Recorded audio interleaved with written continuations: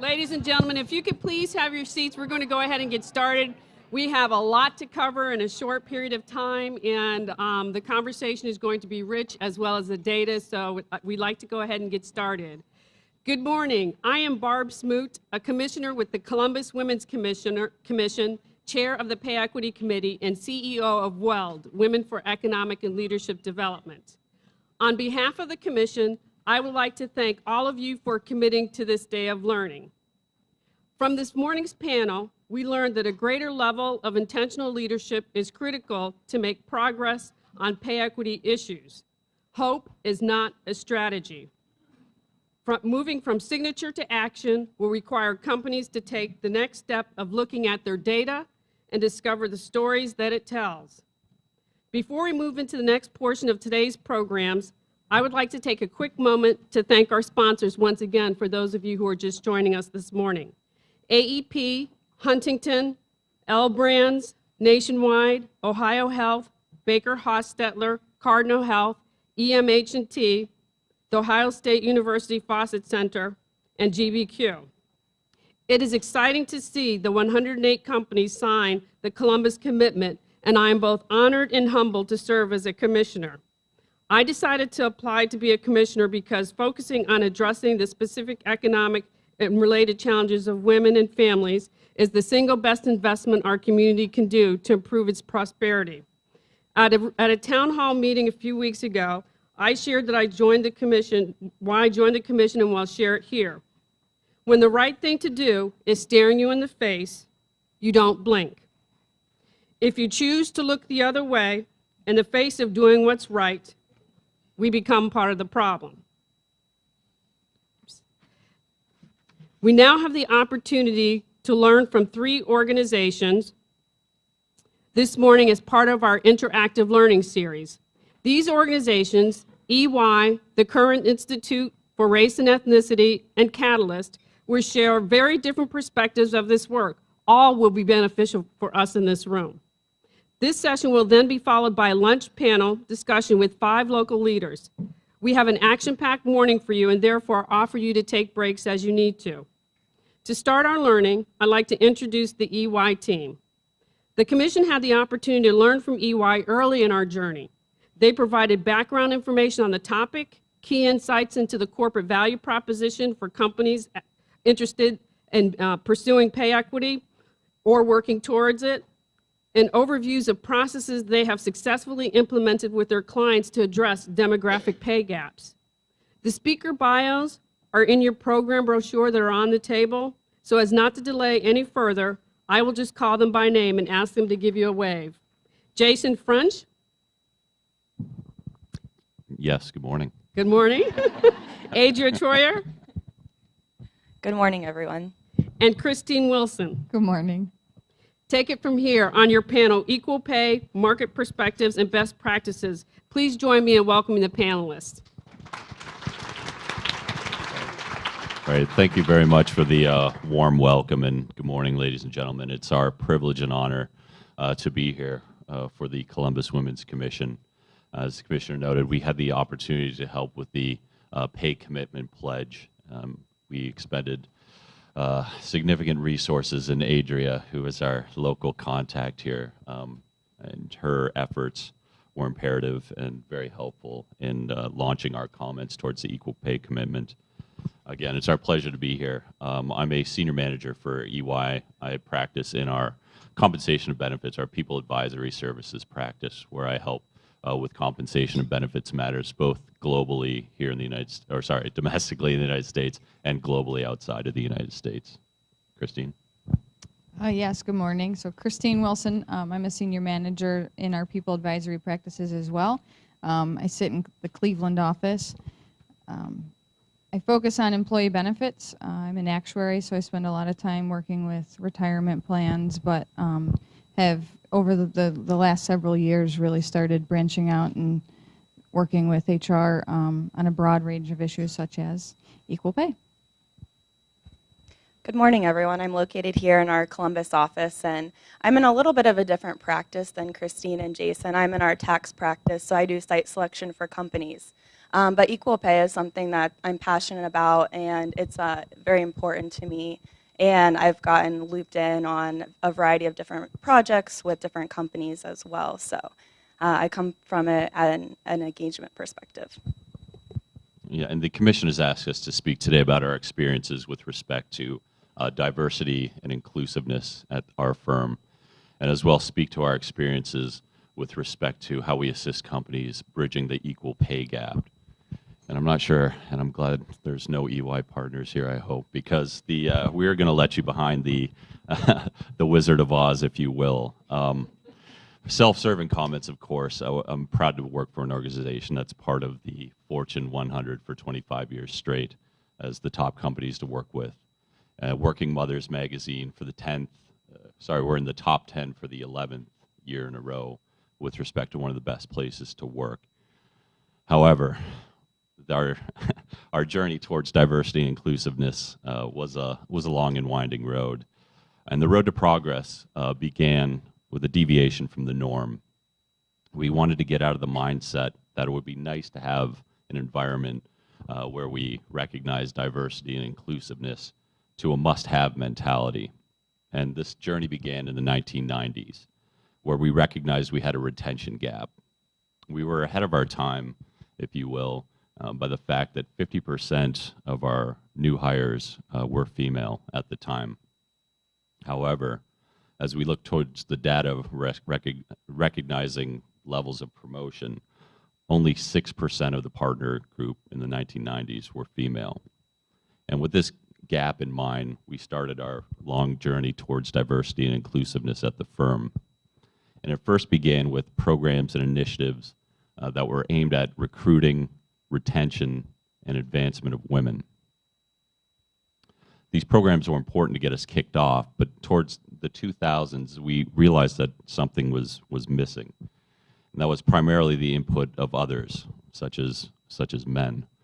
By focusing on diversity, we ignored the male input, which sort of led to a deviation, a separation between the teams, if you will. With this in mind, we pushed towards the shift towards diversity to inclusion, recognizing that we weren't producing these desired outcomes. Diversity was not enough for EY.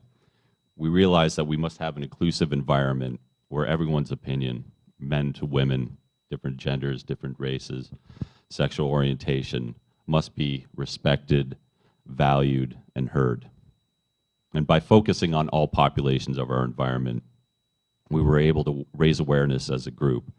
And currently, as we look at the spectrum, we've been able to work towards empowering all groups at EY. We have a professional women's network, which is robust, which I participate on calls as well. We have a LGBTQ group. We have various ethnic groups at the firm. At the partner level, partners are paired up with seasoned veteran partners, both women and men. On the lower levels, I'm part of what's called a senior success program, where I'm paired with a strong up-and-coming female in our staff group, just to share experiences, just to get a different perspective. It's interesting. It's quite neat, especially as I grow older, to hear the perspectives of millennials. So we're working towards an ultimate goal of emphasizing a culture that empowers diversity and inclusion at the firm. Christine, any comments with respect to your experiences? Yeah, I just want to throw in that, while this is an area that I have been helping and assisting, HR organizations, it's also something that's very personal to me as well. I am a working mom, so it's very important that I work for an organization that has programs and opportunities for me to feel like I'm advancing my career, while also feeling like I have that work-life flexibility. Yeah, so through our journey, some have viewed the perception of diversity and inclusion as a soft issue. It's really a nice corporate PR type issue to make everyone feel better. But when we dug deeper, we actually found that this perception is incredibly false. And the empirical research, as shown by these slides, shows that by having a diverse team rather than a homogeneous team, we're able to drive significant business results. Based on surveys that we've had, we found that groups with a strong diversity and inclusion commitment generally have 7 points higher in retention, 10% higher in revenue and growth, and 6% higher in gross margin. Our firm also analyzed 22,000 public companies in 91 countries. And not surprisingly, we found that where there were female leadership at these companies, profitability in the bottom line was significantly improved. For example, our research found that a firm that had at least 30% of its C-suite or board members with female leadership added significantly to the bottom line. With this in mind, though, there's still room to improve. Our survey also found that female leadership around the globe is scarce. 1/3 of the companies that we surveyed out of the 22,000 had no women in the board or C-suite positions. 50% of those companies had no female executives whatsoever, and 60% had no women on the board.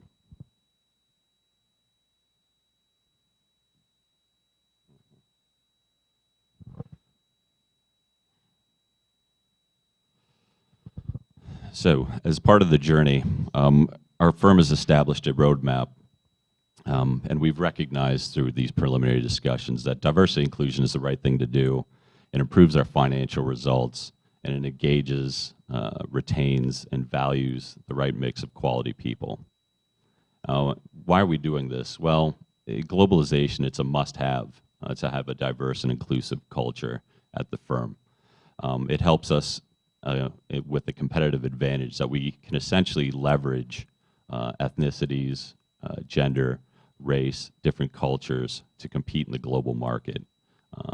New countries all the time, the BRIC countries, Brazil, Russia, India, China, countries in Europe, always evolving, and we have to break free of a US-centric mold. And we believe that this diversity and inclusiveness culture provides us with this advantage. Ultimately, our goal at EY is to have the highest performing teams. And in some areas, we're at that level, and in others, we're at the bottom of the continuum. Our continuum at EY focuses on organizational and individual questions. So at the bottom of the continuum here, you see number 1, it's a baseline where we're asking our teams, do we have a clear point of view with respect to how diverse and inclusive we are as a firm? And if not, what are we doing to establish the baseline? From an individual perspective, our people such as myself who are in a senior management position are being asked, what are we doing from a teaming perspective? Are we getting the diverse views and different viewpoints? Are we sticking to who we know and who will provide us with answers that we come to expect? So we need to be challenged at this baseline. With respect to moving up the continuum, are we able to identify gaps in the process? And Christine, my colleague, will talk about the equal pay gaps and how we address that for other firms, but we've also addressed that internally at EY. From an individual perspective, again, we're being asked as a leadership team to focus on using individuals to help challenge our thought processes, break the mold, and that includes working with different genders, different races. And finally, with respect to enabling culture change, we want to make sure that our people are rewarded and are celebrated for driving this diversity inclusiveness culture at EY. As we have individuals come up through the ranks, this will be ingrained in them. So eventually, when people like myself leave the firm, this will be a standard course of business instead of a learning experience on a go-forward basis. All right, so I think we'll dive into talking about pay equality. And the first thing I really want to point out is when we're talking about pay equality, we need to recognize or be aware that there is a difference between permissible pay gaps and problematic pay gaps. Can I go one more slide? Perfect, thank you.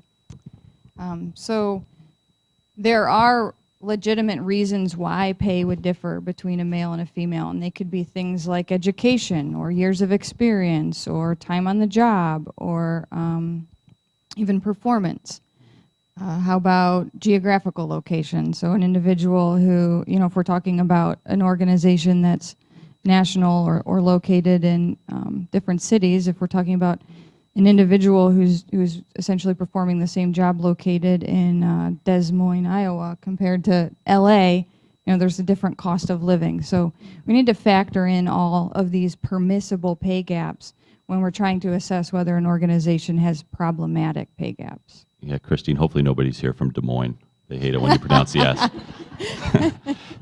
In any case, just a quick story. I moved here. My parents are American, but I grew up in another country.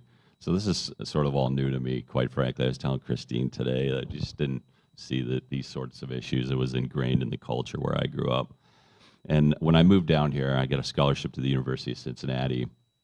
I was at a wedding, and this was back in the 90s. We were talking about why women should be paid the same as men.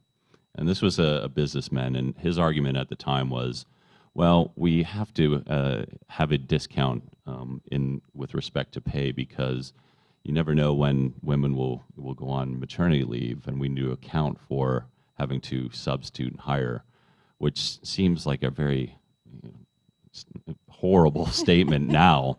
But in the 90s, that was the norm, I think. I think that was common perception among business leadership that we needed to, pay less in order to fill the gaps when females went on maternity leave, for example. And so before this presentation, I'd sent a note to our female staff, and I asked them. I said, why should we pay the same as men? And one of our staff had a pretty powerful statement. She said, she's pretty shy, but she sent me an email. She said, just my 2 cents is that, men should be paid the same as women, because when we don't pay the same, we're saying that our education, our ideas, and our sense of being is less valued. And if EY is going to promote this diversity and inclusiveness model, how do we feel a part of the team when we feel less valued? And I thought that was very powerful. Very powerful. And just to add, going back to the maternity leave comment, because I think this is very interesting, and we're starting to see a lot of organizations go this way. Jason had mentioned that it's important to also think about men and their perspectives as well. We can't, as we're talking about bringing equality between genders, we have to focus on men too, which is actually one of the 5 lessons learned that EY's CEO published in an article. As he said, he was working to close the gender gap at EY, is focus on men too. And something that came out of that was providing equal paternity leave. So at EY, I think it's 16 weeks or something like that for maternity leave. And now we also have a 16-week paternity leave program, because we're not saying anymore that it's only a woman who is going to stay home and raise a child for the first 16 weeks. Maybe it is going to be dad, or maybe it's going to be, kind of a shared responsibility. So I thought that was an interesting move towards. Yeah, applause. Yeah, thank you. Yeah, and it was interesting as well. So I was listening to a podcast on the way down, and Billie Jean King essentially echoed the same thing. She said, yeah, it's great to have all these empowerment ideas and putting women on an equal playing field, but if we don't have the input of men in the equation, there's still a separation. So again, we need to focus towards inclusivity, sharing ideas, and I think we're getting there. No, I'm still on, right? Yep. All right. So let's move forward and talk about a little bit, and we have been, a little bit more about why it matters. Obviously, from a moral perspective, it's the right thing to do. It's the right thing to pay men and women equally. But also from a talent strategy. So for an organization who's focused on talent strategies, and all should be, it's a way to attract and retain employees and increase engagement. Also provides for a competitive advantage. And then there's the obvious risk management perspective. I mean, pay gaps cause disruptions, investigations, and potentially lawsuits. So it is the law, and it could create a situation where an organization is facing assessment of penalties, and it's important to be aware and get ahead of any potential issues. We're also seeing shareholders starting to ask questions and insist on greater levels of transparency.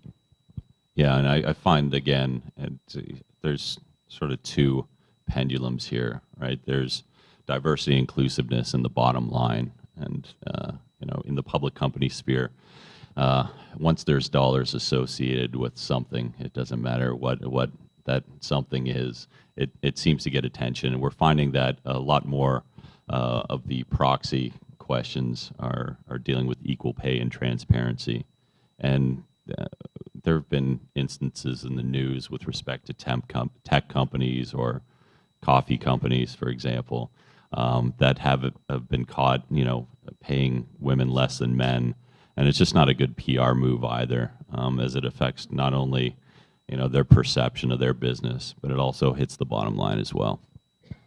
Yeah.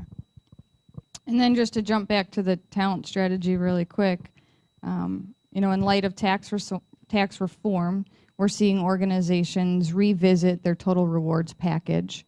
We're hearing about some of these tax reform givebacks, and folding in an equal pay assessment as part of the initiative of revisiting a total rewards package also provides an opportunity, if a problematic pay gap is detected, to fix that or come up with a solution to resolve that pay gap as part of a greater initiative. Yeah, it absolutely makes sense with the tax reform. Lower tax rates, payroll going through W-4s, seeing how families adjust. This is an opportune time to address that gap issue. We hear a lot of companies paying, for example, $1,000 bonuses to everybody. We're going to walk through an assessment of how we help clients, and now may be an opportunity to provide, for example, special bonuses or additional income to either females or I think minorities to bridge that pay gap. Now is a perfect time because payroll, HR, tax, everybody's looking at this issue right now with tax reform. All right, so let's dive in and talk about how an organization would go about even identifying whether there was a problematic pay gap. We tend to look at this as 3 phases. We have to detect a problematic pay gap and who is impacted, as well as quantify the amount of the problematic pay gap. And then the next phase would be, how do we fix it? And then the final phase is, how do we prevent it? So diving just a bit more deep into detection.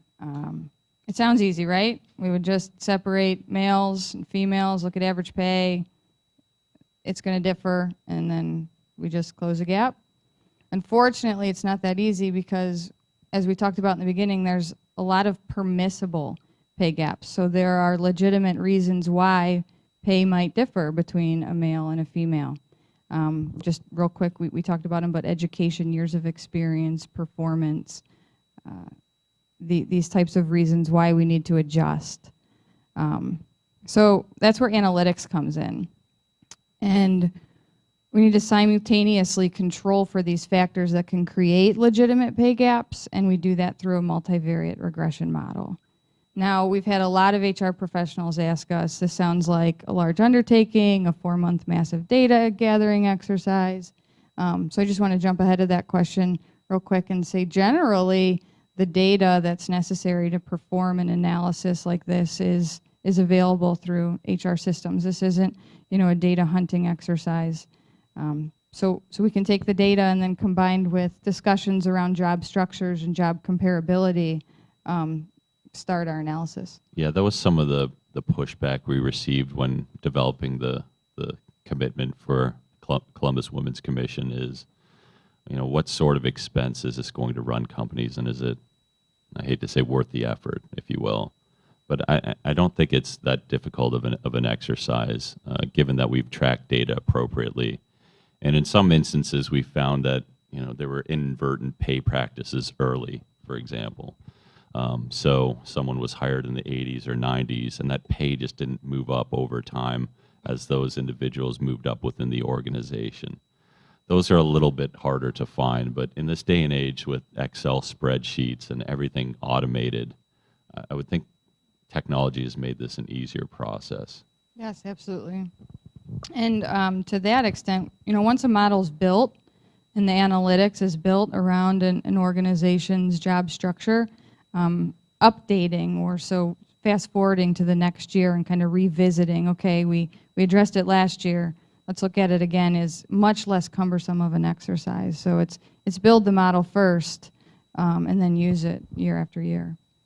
So just to go through a quick example here, we have taken a look at a case study where we identified an $8 million gap just on raw data between male and female pay. And then we have to simultaneously adjust for these differentiators, these permissible pay gaps. And so we slowly shrunk that 8 million through these adjustments for experience, tenure, hours worked, performance, and location and job type to just over a $200,000 pay gap. So we took this $8 million pay gap and we were able to explain 97% of it as being permissible. But we still have this 3% that is a problem. And so the next step is, how do we fix it? So we talked about the fact that there may be inadvertent issues with respect, right? We talked about what's equal pay, what's problematic pay.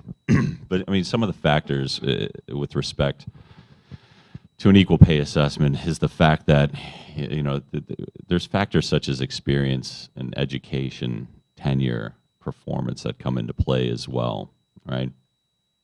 So we need to look at what companies are doing with respect to those adjustments as well. It's not a simple black and white comparison, right? No, not at all. We've identified a pay gap. We've identified who is impacted, and we've quantified it. And so then the next step is, how do we move forward from here? And the identification of the individuals impacted as well as the quantification is really important because that's going to define how we develop a solution. We've seen organizations do, say, a one-time adjustment, targeted adjustment to the individuals who are impacted. And that may be, so for this example, that would be at the annual cost of, the $200,000. But what if the pay gap was detected to be something larger or cost prohibitive for the organization to just provide a one-time targeted pay increase? We've seen organizations kind of developed a phased solution where maybe they are slowly providing additional compensation adjustments for those that are at the bottom end of the pay gap, but then limiting or not providing any compensation adjustments to those who have been identified as being at the top of the pay gap, so the overpaid folks. So slowly narrowing that gap. Part of this assessment is assessing benchmarks in pay, right? And that's a gender neutral lens.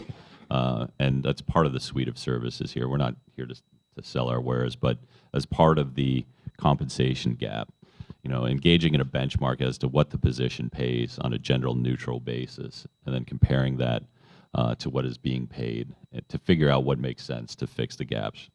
Because, like you said, Christine, it may be that we can't really afford an $8 million lump sum to make everybody whole. From a business perspective, have to phase these increases. So after an organization has figured out they have a problematic pay gap, how they're going to address it, now we want to talk about how to prevent it, right? So we want to prevent the same problem from continuing to happen, or now we're aware of the fact that there was a gender gap, and we want to make sure we're recognizing any potential root causes that could create additional gender gaps. So that's where a root cause analysis would come in to really think about processes and programs in place to ensure that we're taking all measures to prevent problematic pay gaps from continuing to arise. And actually, Adria has a quick client story that is interesting. Yeah, so we were working with an organization, and we had conducted an equal pay assessment. And during that equal pay assessment, it was determined that they did have a problematic pay gap related to gender. So then we went a step further to do a root cause analysis and see what was causing that pay gap. Through that root cause analysis, it was identified that it timed all the way back to the start, so the starting salaries. So this organization had a recruiting strategy that was intended to be a cost-saving strategy to them. So an analyst was coming in, and you had a female and a male analyst, and they were offering them both the same salary, but the male was more likely to negotiate. So it started all the way back at the beginning salaries. So that, to me, was an interesting finding. And so the company is now working on revising their recruiting strategy to fix that. So that's an example. Yeah, I agree with the interesting comment. So they set out to have a cost-saving strategy as part of their recruitment approach, where they would provide kind of like a baseline offer across the board to all candidates. And if a candidate chose to negotiate, they were willing to discuss and work with that person and likely provide a higher level of starting pay. And after years of doing this, they go back and look at the data, and it was determined that men were much more likely to raise their hand and negotiate for a higher starting salary. So it started way back at the beginning of an employee's career that there was this gap. And I think we as a firm have implemented mechanisms and workshops, for example, so that all females, before signing on, understand that there's a floor when they come to the firm, and that there is the ability to negotiate and not be shy. Because otherwise, if we're not transparent with that message, we're costing significant dollars trying to fix that on an annual or semi-annual basis. We're always catching up. So although the negotiation process is important, it's important to recognize these biases traditionally that have skewed the pendulum the other way, and we're getting there. Right. So just a few other lessons learned, because that was a great lesson learned on the recruiting strategy. But another thing to consider is deployment. So when an organization is making decisions on how to deploy individuals, deploy their resources, are those opportunities being provided in an equal manner? So we know that we grow in our careers by getting that on-the-job experience and developing those critical skill sets based on how we're deployed. And so to the extent that an organization can kind of take a step back and say, from the beginning, the opportunities that we're providing, the job or the engagements, the projects that our employees are working on, are we deploying individuals equally? And then on this slide, we also take a look at performance evaluation, promotions, and then just annual compensation adjustments. And I think we can talk about all of these together. When we're talking about performance evaluations, it's important to incorporate into the process a way or a mechanism to monitor how employees are being rated at the end of the year, or however an organization is conducting their performance analysis, and at least have the capability or the data to understand if there are significant differences in performance ratings across male and female, and also to look at the group of, say, promotions every year, and be able to assess, all right, our company is 60% male, 40% female, and we've got these 100 individuals we're promoting this year. And if 80% of them are male and 20% of them are female, well, your promotion group is differing from the general demographics of your organization. And maybe that is problematic, maybe it isn't, but being aware and taking a look at whether there are legitimate reasons and being mindful of that is important. Yeah, and I've been with EY for 13 years, and the first year on the job, there was a picture of all of our partners, and I was with one of my female colleagues, and I said, do you see a problem there? And I was a bit of a smart ass at the time, and I was being facetious.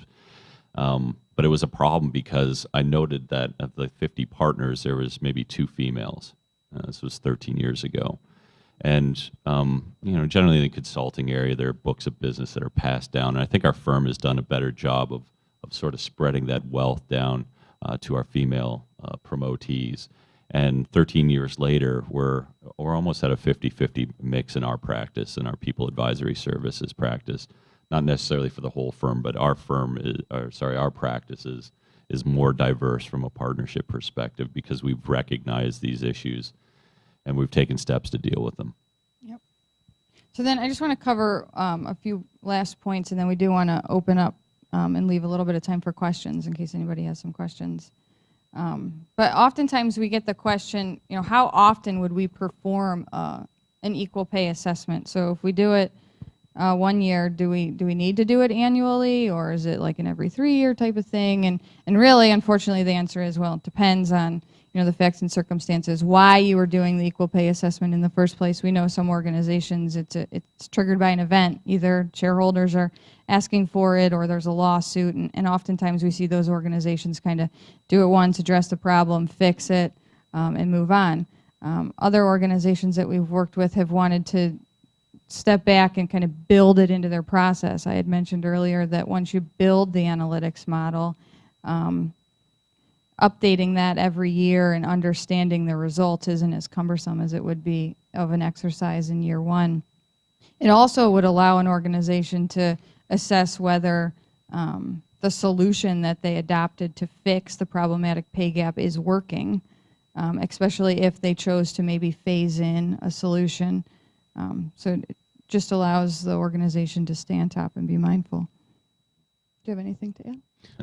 I'll just have a closing comment, as I think groups such as the Columbus Women's Commission are important because, federally we've seen perhaps a dial back or a pause with respect to the Equal Pay Pledge and the Ledbetter Act, for example. But cities, localities, and states being proactive and putting the feet to the fire of the elected representatives to say, hey, on a local level, we're not going to pause. We're going to move forward with this commitment. So I think the grassroots is really important in this day and age to think locally and at the state level. It's going to be more important, I think, as we progress the next couple of years. And I guess with that, we really appreciate the opportunity to speak in front of this group today. Thank you so much for spending your time with us. We understand that your time is very valuable, and we thank you for joining us today. And we'll take any questions that you may have.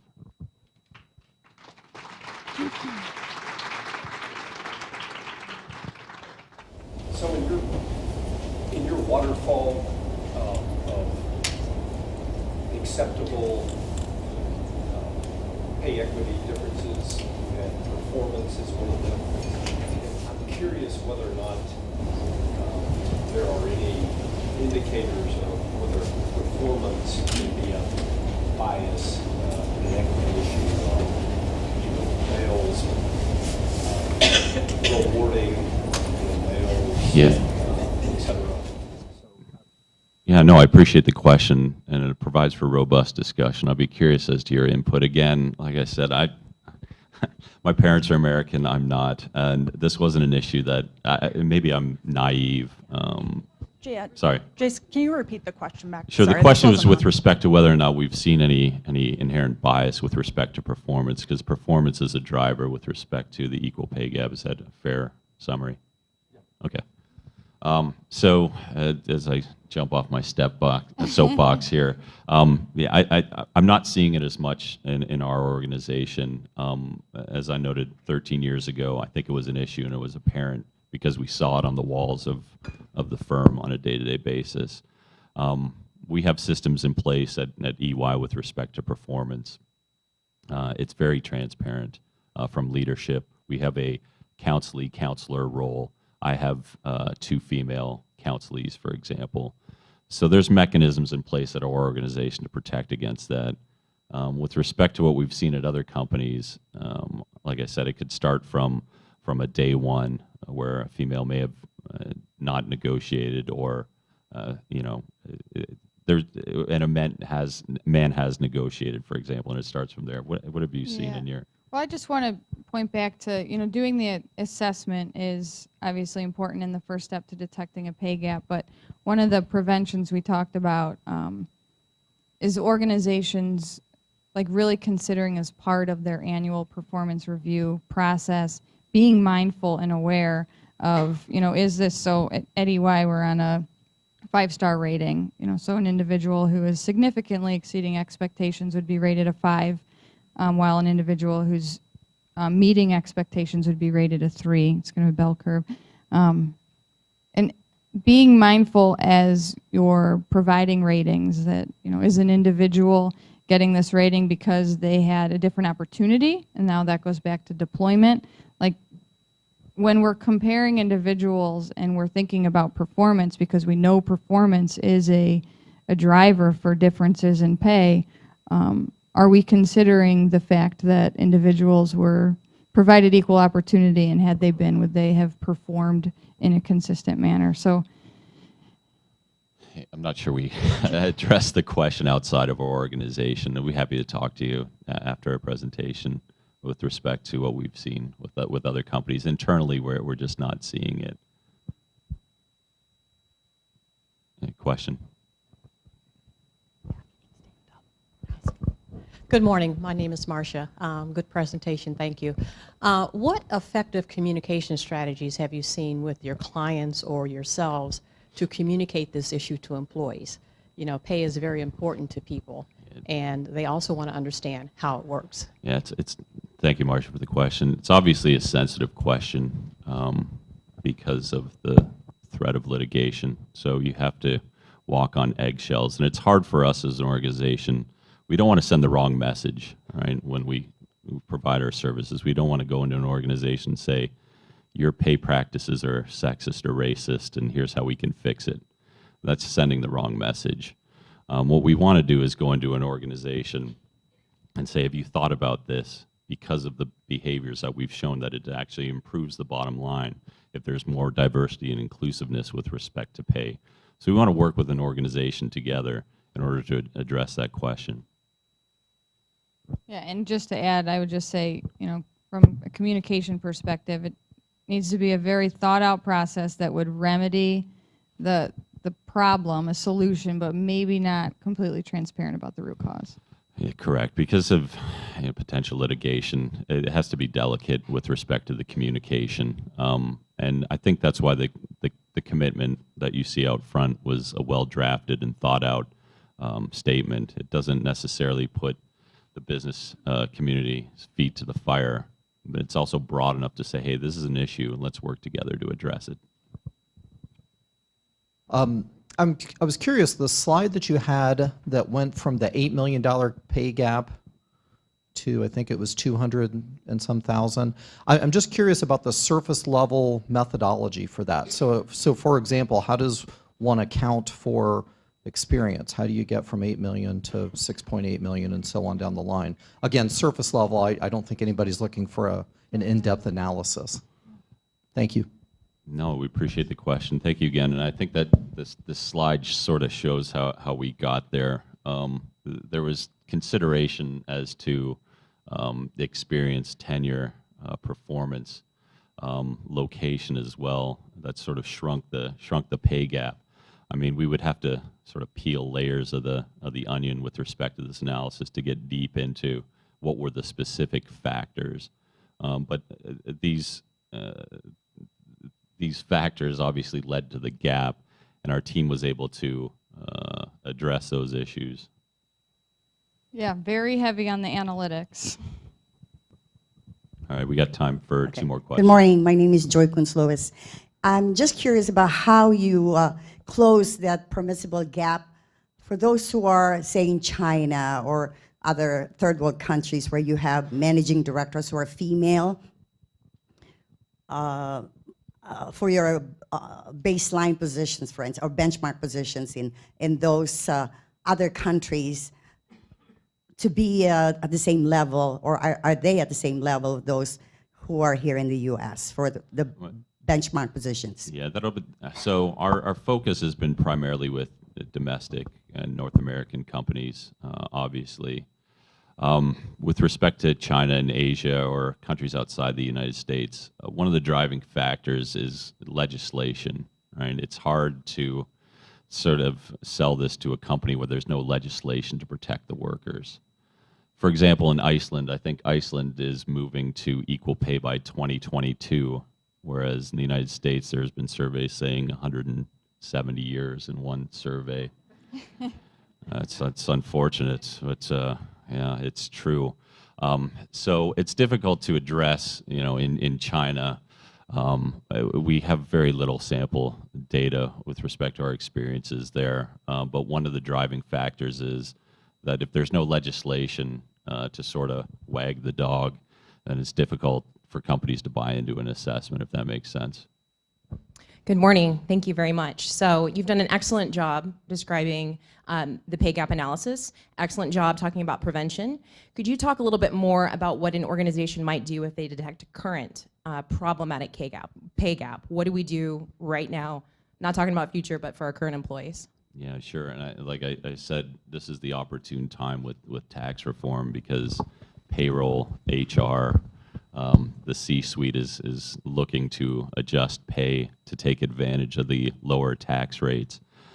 It involves, I hate to say it, but it takes a village, if you will, because you need buy-in from not only the C-suite and the corporation, but also from HR. And it's a delicate issue as well to address the fact that, hey, maybe we've had a misstep and there is an unintended gap in pay. And as Christine showed in the slides, it really depends on those factors. Whether or not we have the budget to make whole is the parlance in our industry, with one-time payment to fix that problematic gap, or whether we implement that, phase that over time. So again, there's a couple layers to the onion to address your question. There's no silver bullet, if you will. There's no magic answer. What we can do is sort of point out the areas, use the analytics to show where these gaps arise and how much they arise. And it's really up to the company as to how they wish to remedy. Things not to do. Are there any lawyers in the room? Yeah, I think, yeah, again, it's a delicate situation. I think the best practice is to acknowledge that this is an issue. And I think focusing on diversity and inclusiveness first, right? It's not going to get you to where you want to be from a pay perspective, but it starts slowly and gradually, and by accepting the fact and telling your workers that we honor and respect and value your opinions regardless of race, experience, even tenure. We value you. You're welcome here. We want you to succeed here. I think that's a first positive step towards bridging that pay gap eventually. Right? Okay, I think we're out of time. Again, we thank you very much for the opportunity to present. If there's any questions, we'll be at our table 2, or moseying around if you wish to ask us any questions. Thank you again. Thank you. Right. Let's see. Can you hear me in the back? Is this on? All right. Do me a favor. Let's give this group another big round of applause. It's really very, very good. All right. So good morning. I think it's still morning. And happy spring, finally. Is that not right? I mean, can you believe it? The sun is actually shining. So I think I'm going to try to play golf this weekend.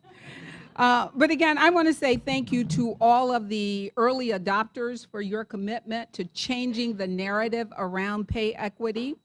And I also want to thank all of the presenters for inspiring us to go back to our workplaces and to affect change.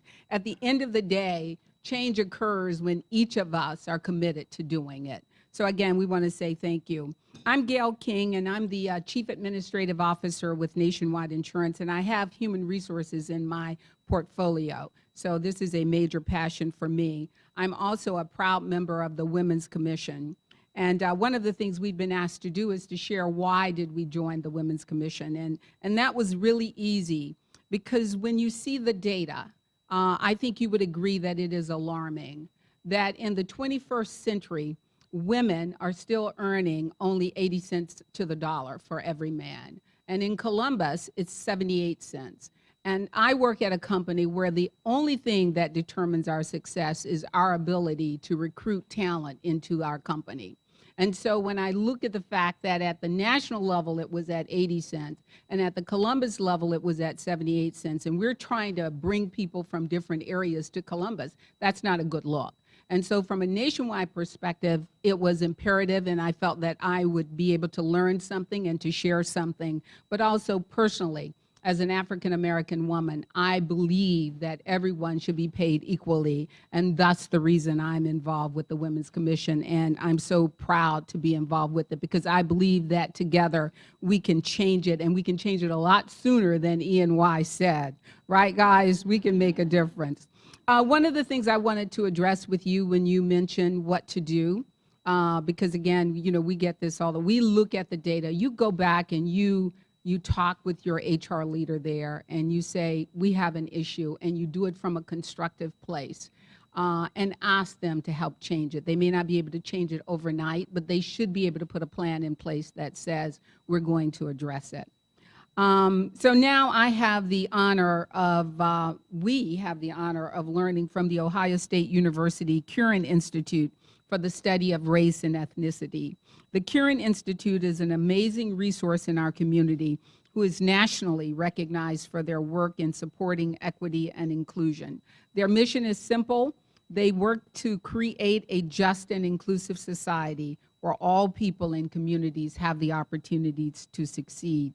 And so at this time, I'd like to introduce Kelly Capitosta and Lena Tini, who will lead us in implicit bias, intentions, and outcome to achieve pay equity. Let's give them a big round of applause.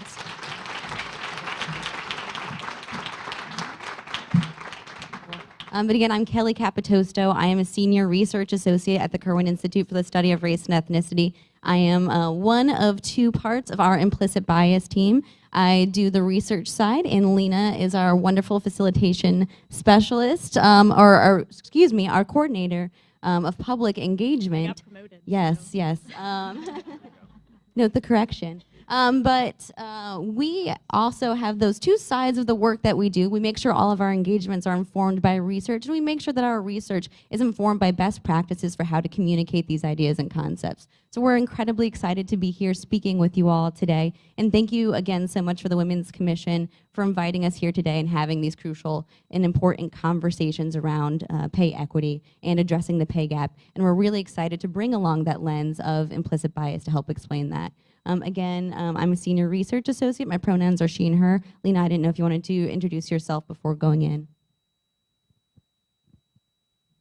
Tenny, my pronouns are they, them, and theirs. Usually that requires some explanation. So whereas typically women use she, her pronouns and men tend to use he, him pronouns, I'm actually gender queer, and so I use the singular they, them as a gender neutral pronoun. You can just call me Lena, but if you feel the need for an honorific, you can call me Mix Tenny, which is MX dot, which is the new gender inclusive honorific for those of us who are not comfortable within the confines of a gender binary. Thank you very much. So again, thank you so much to the Women's Commission for inviting us here today. Because the conversation that we're having is not really just about numbers on a paycheck, but really about every single decision that leads us up to that point. It's about these interpersonal interactions, these unspoken norms, and all of these other situations that we're having to navigate on an everyday basis that gets us here. And that's what we're going to be talking about implicit bias for. Because this is so important, specifically in our city, but across the country, because we know things like economic barriers to opportunity are going to lead to barriers and inequities in a whole bunch of different aspects of our society, especially in Columbus when we know that so many of our households are headed by single women, right? So in order to be able to do the good work that we want to do to uplift all women in Columbus, we have to make sure that not only is gender the focus of our conversation, but that we're also making sure that we're including race as a focal point, which is why we're incredibly excited to be partnering with the Women's Commission for seeing this as such an important conversation and how those two dimensions are the same side of this one coin. So thank you again for having us here. Again, our mission is to create a just and inclusive society where all people and communities have the opportunity to succeed. And Kirwan does that through the two lenses of our work, and I'll read these aloud in case you can't read the slide. But our race and cognition lens for the work that we do is really where this implicit bias work is housed. And this is the role of individual level thoughts and actions in maintaining those systems of discrimination and oppression. Why we see some of these things like a pay gap occurring on an individual level. But in everything that we do, we also take into account those structural or institutional factors. What about our history? What about our policies and practices have helped contribute to the inequities that we see today? And we can't divorce ourselves from our past, as many of the presenters has already alluded to today. So with that said, I want to start with a question, and this is not rhetorical. So if I'm asking you a question, I'm hoping for a response today. Is that fair? Okay, awesome. So my non-rhetorical question is, do we think that we can chalk it up to simple coincidence and nothing else, that when we look at the data around height in the United States, we see that the average man in the United States is about 5'9" tall, but then when we contrast that with the folks who run Fortune 500 companies, the CEOs on average are 6 foot tall. Is this just a coincidence? No? Okay. We're not like, oh, just this magically happened, this height difference, right? Okay. So as a research institute, big data nerds, we're going to zoom in a little bit closer. So when we break it down even further, we see even greater disparities. So for men in the US, that average for folks who are 6 foot or taller is 14.5%. But with CEOs of Fortune 500 companies, it's a full 58%. All right, so then when we look at men who are 6'2" or taller, it's a mere 4% of the population of men, 30% of CEOs. So is there something inherent about being tall that makes one superior at running a multi-million-dollar company? Right? No, and we all laugh because this is completely absurd, right? There's no logical basis for this. This is not something about merit, but it's also not coincidence. So what's the space in between, not meritocratic, but also not completely by happenstance? So actually, I would love to hear from y'all what you think might be happening here. And there's probably a lot of right answers and probably not any wrong answers. So what sorts of dynamics could be contributing to us getting these disparities when we look at the data? Bueller. No, no one. Okay. The perception that being tall means you're more powerful and more intelligent. Okay, so we've got, thank you for that. The perception that being tall means you're more powerful, maybe more intelligent. Is that something we've all kind of seen at some point, that height is associated with leadership? Right, so when we think of what does a leader look like, usually not someone like me, right? It's usually not someone petite, usually not a woman or another gender minority, right? What else could be happening? So we've got perceptions. Okay, so now we're going from the perceptions of others. Someone said the confidence of being tall. So other people perceive tall people as confident, and maybe that makes tall people more confident. Have any of you ever done the fake it till you make it with confidence? Right? Yeah, if you just pretend you're confident, people buy it, right? That is why I'm rocking this suit. Right? So like the first time I put on, thank you. So Rocking it very well, by the way. Oh, thank you, right? But no, a lot of it is about how people treat us, and then we give that back into the world sometimes. And maybe we resist people's perceptions of us, right? That might also be part of why I wear suits. And also it takes practice. But some people are given that practice from a very early age. Folks are constantly being told you're gonna succeed in life. Right, my little nephews who are twins, they're about a year old. One of them is already like 2 inches taller than the other, even though they're twins, and they're already getting, they don't know what people are saying, but they're already getting differential comments about like who's going to be a superstar athlete and all of these sorts of things. So from an early age, height affects our lived experiences, and it's not just height. This is just something that feels a little less uncomfortable than race for most of us, right? But we're going to get to race. All right.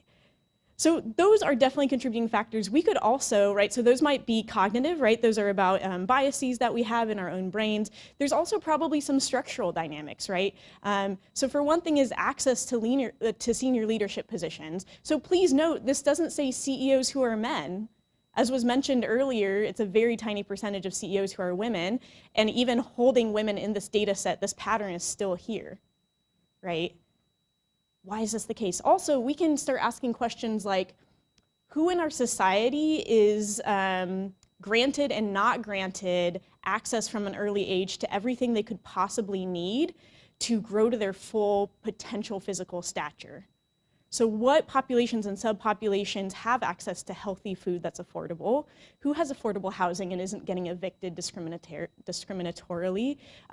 Who has access to all of these things that we need to thrive in our community?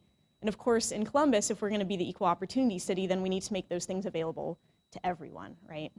All right, so that's just to get us started, and then I'm going to hand it back. We're just going to do a lot of like, oh, you're so smart. This is why she got promoted a few months ago too, right? So as Lena illustrated, implicit bias is definitely one of those factors that fills the gap. But again, as we're going to be understanding and continuing this conversation today, we're always going to lean into those structural dynamics throughout as well. But Kerwin defines our implicit biases as the attitudes or stereotypes that affect our understanding, actions, and decisions in an unconscious manner. So we're not going to go into the full spiel about implicit bias and how it works. You'll have to join us another time to be able to see that part of our presentation. But on the flash drives that the Women's Commission created, we do have a little guide called Mythbusters. We thought that was very clever about understanding and unpacking some of the key characteristics and distinctions of implicit bias and how it operates. But the points that we really just want to nail down today are just about implicit bias having the characteristics of being unconscious and automatic. And this is because our minds are naturally trained and dispositioned to internalize the world around us and to make sense out of that experience and to fill in those gaps in a way that we can do that our conscious capabilities are not capable of doing, right? Because our conscious abilities are incredibly limited. So that's kind of the key fundamental characteristics of implicit bias. But also that our implicit biases don't necessarily reflect our explicit values to do good. And oftentimes these two values that we have, these two systems of belief, are in misalignment. So having bias doesn't make you a bad person. It makes you a human. I have biases. We all do in one way or another. But what it really comes down to is being aware of those potential biases and really challenging ourselves to do something about it and to really make sure that our own objectivity and our own perceptions of our thoughts and decisions aren't negatively impacting those around us. So then how do we explain this gap, right? So I'm not even gonna assume, I'm just gonna ask you, can you please raise your hand if you consider yourself a good person? Okay, cool, I was gonna assume that. There's a little bit of hesitation from some folks and I have a few questions. Right? But we actually know this from the psychology literature that the vast majority of human beings not only consider themselves good people who are trying to do good things in the world, but that it's also important for us to know that other people know we're a good person. So if we're pretty much all good people with maybe a few exceptions here and there, I've presented to like, I don't know, 6,000 people in the last 2 years. I've only had one person say they're not a good person. Then he told me what he did for a living, which was sell high-powered weapons to people who shouldn't have access to them, and I was like, I agree with you, sir. But live your truth, right? Live your truth that you're not a good person, right? So if we've got like one exception in 6,000 people, what explains this gap between good intentions and the fact that we live in a society that is rife with inequality and injustice? How can these two things be true at the same time? Lots of reasons. Implicit bias is one of those reasons. And to illustrate in a very concrete way for just a moment here, the difference between intentions and outcomes, if you're here, you have good intentions or you wouldn't have signed the pledge or you wouldn't be sitting at this table. So then how do we reach the outcomes that we want? How do we set diversity and inclusion goals for our institutions and actually reach them? Because the pattern nationwide and worldwide is that when we have diversity and inclusion plans, we almost always fall short. And why is that? Because we are wanting to do it. Implicit bias explains part of that gap. So we're gonna get interactive for just a second here, and I'm gonna start, this light is, I'm gonna blind myself, so I'm gonna come like right here. Okay, I'm trying to divide the room in half is what I'm getting at. So I'm gonna say right around here. So it's like really important that you decide which side you're on right now. It's a lot of pressure, right? But I'm gonna start with this half of the room, and I'm gonna give everyone on this half of the room a really nice crystal vase, like the one that is in like that cabinet at grandma's that we never use the dishes in the cabinet, they just look nice, like one of those. So you get a vase, you get a vase, you get a vase, everybody gets, okay. I make a much better Ellen than Oprah for a lot of reasons, as it turns out. Many reasons, right? But if you can indulge me and hold that pretend vase in front of you for just a couple seconds here. So let's say that your significant other got you flowers, or you bought yourself flowers because you deserve it, treat yourself 2018, right? But flowers have died, we got to throw them away, and we have to wash our vase. So we're all at the sink and we're all washing our vase. And if you hate doing dishes like I do, you get pruny, all that jazz, maybe you put on some music and you start dancing in the kitchen while you wash your vase. So we're dancing and your absolute jam comes on, you get really into your dancing, and in a moment of dancing too hard, that vase slips out of your hands and fall. Ooh, we've got sound effects. This is a good crowd, right? This is great. So what does your vase look like now that this has happened? Okay, it's shattered, it's broken, okay. Lots of pieces, excellent. Okay, now y'all are off the hook for a minute here. Now y'all are on the hook. Okay, so everyone here, if you can do the same in terms of holding that vase in front of you, and we're gonna wash our vase, but you are not dancing. No, you're remembering that one thing that one colleague you cannot stand said again at the staff meeting, and can they just let it go, right? Why are they always on one about that, right? And in a moment of frustration, you take that vase and you throw it on the ground. Okay, some people were all too happy to do that, and others are like, it's a totally pretend vase and we're still not gonna, right? But why is that? Why are we hesitant? Because what does the vase look like now? Okay, it's also shattered, broken. Okay, everyone's off the hook. This is an incredibly simple exercise, but it is gonna be our starting point for the day about the difference between intentions and outcomes. Oftentimes in society, we focus almost exclusively on our own good intentions, and then we end up missing the actual results in front of our face, right? So we can end up ignoring the fact that there's broken glass all over the floor if we're spending too much time like telling the vase that it was an accident, right? But if we focus on the experience of the vase, which hint, hint, is humans, the vase probably doesn't care a whole lot whether it was an accident or on purpose, right? Because it has had this negative experience. This is the same with ourselves and our colleagues who experience these sorts of gendered and racialized pay gaps as well, right? We can have all the good intentions in the world, and at the end of the day, if we have a pay gap that's inequitable, we need to do something about it, right? This also sort of traces the meta-narrative around discrimination for the most part, right? So what tends to happen is that someone, let's say a person of color, is brave enough to speak up and say, this happened to me and it was racist. And then we all go on, start nodding when this starts sounding familiar. We all go on like fact-finding missions about the person on the other side of the interaction. So we start asking questions like, have they ever used any racial slurs in the past? Do they have any black friends? Sometimes in academia, it's like, oh, they taught ethnic studies that one semester, right? I'm an academic as well, y'all, so I can poke fun at us. So we start asking these questions, and what are we doing? We're looking for evidence that this other person is or is not a racist, and therefore a bad person, right? And when we go on fact-finding missions and then make determinations of like, oh, yeah, they're a terrible person, it's 2018, get your life together, or we might end up concluding, I don't know, they're a really sweet person, I've never heard anyone else complain about their interactions with them, they have such a kind heart, maybe you're being too sensitive. But does either of those conclusions or that fact-finding mission actually help the person who has just told us that they were harmed by an interaction? No. So that focus on intentions and looking for the bad people of the world to explain inequity doesn't actually help people who are experiencing inequity. So what could be a more transformative and helpful conversation is to resist the urge to look at intentions and instead focus on reconciliation and healing. So when someone comes to us and trusts us enough to tell us about discrimination they've experienced, we can respond with, I'm so sorry that happened to you, that's unacceptable. How can I support you right now? Do you want to talk about it? Because I'm here to listen. Do you want to not talk about it? Because I totally respect that. Can I buy you coffee today?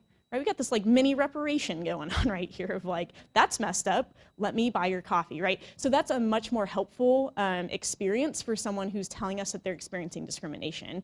And this all connects back to pay equity because again, it's not just about starting salaries, it's not just about job offers, it's also about institutional culture.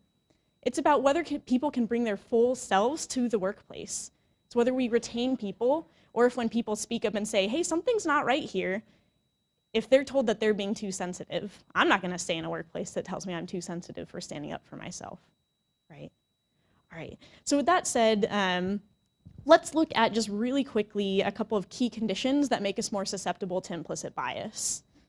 Sure, and I think that what Lena's saying is not only important and not only the right thing to do, but it's really freeing to not have to always go on these fact-finding journeys, right? And just to be able to take people for what they say at face value.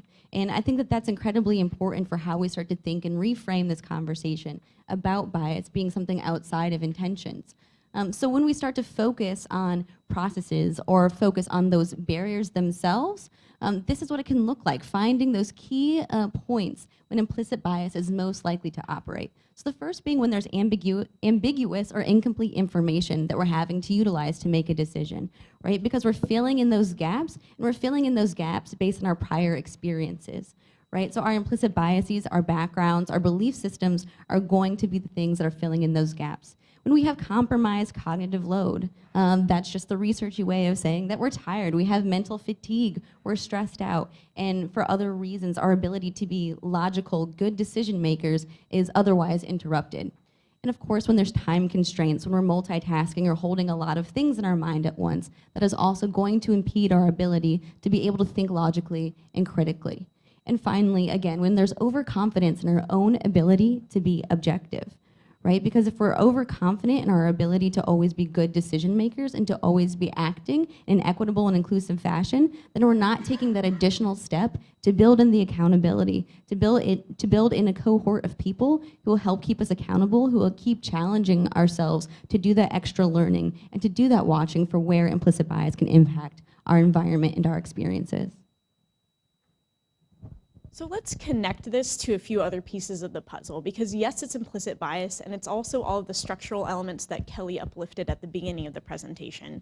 So first, we want to acknowledge, of course, we're the Kirwan Institute for the Study of Race and Ethnicity. So mostly we're going to focus on race and, of course, gender here, but implicit bias can actually be activated by any aspect of perceived social identity. Perceived is a really key word. It doesn't have to be actual social identity. There can be a disconnect between these two things. So in a racial context, this tends to manifest for especially people who are multiracial with questions like, what are you? Which is actually like really not an okay question to ask people, by the way. Like super not okay. I've started getting that about my gender as well, which is always fun. I tend to respond with human, how about you? That tends to work pretty well, right? But these perceptions and reality can be disconnected, and these are just a couple of examples here. I also want to uplift that in the state of Ohio, not everything that's listed up here is protected legally, right? We've got to be aware of those dynamics. In the city of Columbus, yes, maybe for sexual orientation, but not the rest of the state of Ohio, just city by city, right? Just really, really briefly, you know what, no, we've only got so much time. I was going to tell you a personal story, but we'll save it for another time. But I am going to share with you sort of a reframe that we want to invite you to think about, which could be a little bit challenging because we're going to sort of look to the future more than we often have the convenience of doing, right? A lot of the time we're trying to fix the current problems, but I'm going to invite us to imagine what a more equitable and just future could look like. And I'm going to do that by uplifting the work of Dr. Defina Lazarus-Stewart, formerly of Bowling Green State, now at Colorado State. And DL wrote an article about a year ago that was in Inside Higher Ed that I think is really fantastic in inviting us to think about how diversity and inclusion are really important things. We should talk about them. And how do we take a few steps further in our thinking and start envisioning what equity and justice would look like in our society and in our institutions? So I'm just going to uplift a couple of examples that DL helps us to think through. So the contrast on here might be a little difficult to read, but I'm going to uplift this bottom one. So inclusion asks, has everyone's ideas been heard? I think we can agree this is a pretty important question, right? Good question. Justice responds, whose ideas won't be taken as seriously because they aren't in the majority? This is getting to workplace culture, right? So women and other gender minorities in the room, also this affects many other aspects of identity. If you can, if you're willing to out yourself, if you can sort of like nod when this starts sounding familiar. So let's say, we'll take women for example. Let's say you as your brilliant woman self articulate this really transformative idea in your staff meeting. Like this is gonna do so much for our institution. And it's kind of met with this like tepid response of like, okay, sure. 5 minutes later, your colleague who's a man says something strikingly similar. And suddenly, this is the best idea since sliced bread, am I right? Now we're gonna talk about, right, there's a lot of nodding in the room. And I just wanna normalize, for some of us, this is our daily experience that we have to navigate like a minefield. And for others, we may have never noticed this happening in our institution.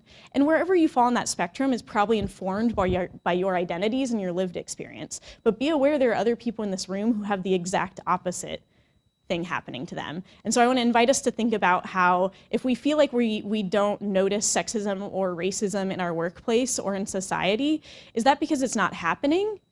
Or is it because it's so mundane and normalized and pervasive in society that we're so desensitized to noticing it? All right, think about that one, right? So I'm gonna give you one really quick tip. Like, does anyone feel super confident addressing that issue when it happens? Probably not, right? So here's one quick tip of how to deal with that the next time it happens. So you can be an active bystander, you can be the other person in the room who speaks up and says, you know, it sounds like we're maybe starting to come to a bit of an agreement on what we should do, because first Jane articulated this really brilliant idea, thank you Jane, and then Joseph uplifted that same idea and seconded that we should really look into it. So thank you Jane and Joseph for that work. If there's any dissent, I want to honor that and hear it, but I think we're ready to move forward with Jane's idea. Right, so we can use our superpowers. Mine is tact and fabulous hair, but mostly tact. And we can do this everyday work because this is not just about credit for ideas. If we don't get credit for our own ideas, we don't get promoted in the workplace, right? If other folks are assumed to be the originator of the ideas, they get promoted over us, and pay inequity continues to exist. And then we don't make it to senior leadership, even though we've had a lot of the transformative ideas. Even though it's hard to take credit for your work, if you're someone with marginalized identity, it's really important. So we always over-prepare content, so when we skip slides, it's because we're getting to the best stuff, even though it's all good. So now that Lena's shared kind of one dimension, would you mind if I took the clicker for this one? I have to switch back and forth a lot. Yeah. So now that Lena shared one dimension of kind of these little soft places that we think about bias occurring that aren't going to show up on an employment review or a performance review, let's say, you know, whether it's someone speaking over you during a meeting. There's a whole different variety of interpersonal interactions that take place under the radar.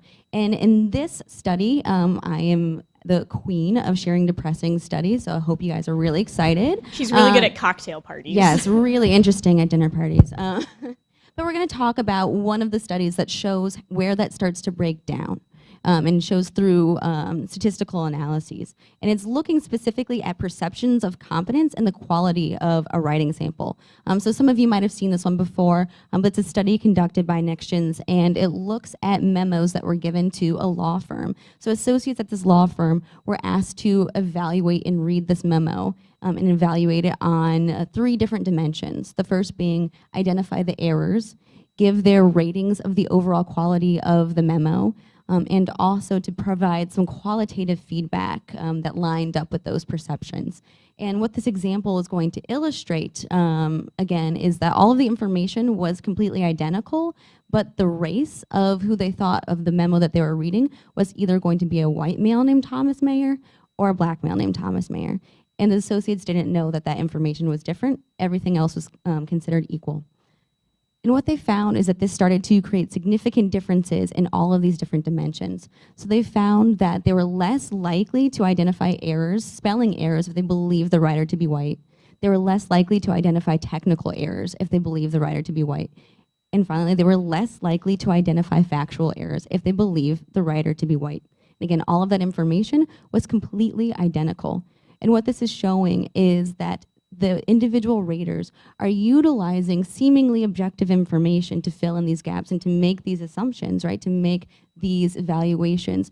But really, it's our biases that are taking and shaping those seemingly race-neutral or seemingly gender-neutral pieces of information and making that more in line with our internal scripts, right? And we see this play out in, of course, the overall evaluation of the memos themselves, that when they believe that the writer was white, they viewed this as an overall more quality product.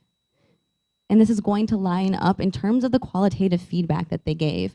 And again, with the contrast, it might be difficult. But when they believed that writer to be African American, they said things like, needs lots of work, can't believe he went to NYU, average at best. Right, so not only are they calling into question the quality of that work sample, but also into the very qualifications that individual has. They're calling into question the imaginary university that he went to at this point. And we also see that drastically different feedback is being given when they perceive the writer to be white. They said generally a good writer, but needs to work on, has potential, good analytical skills. So still, this feedback isn't exactly glowing, but it's showing that they're giving him the benefit of the doubt. They have this belief that maybe this isn't really reflective of their actual ability, and they can somehow do better. And what this teaches us is two specific things. And the first thing is the mechanism by which this implicit bias is operating, and that's through confirmation bias. And it happens over this pathway of falling into that perception that we think is going to be true. So if you see these qualitative results, we know that this is exhibiting a bias.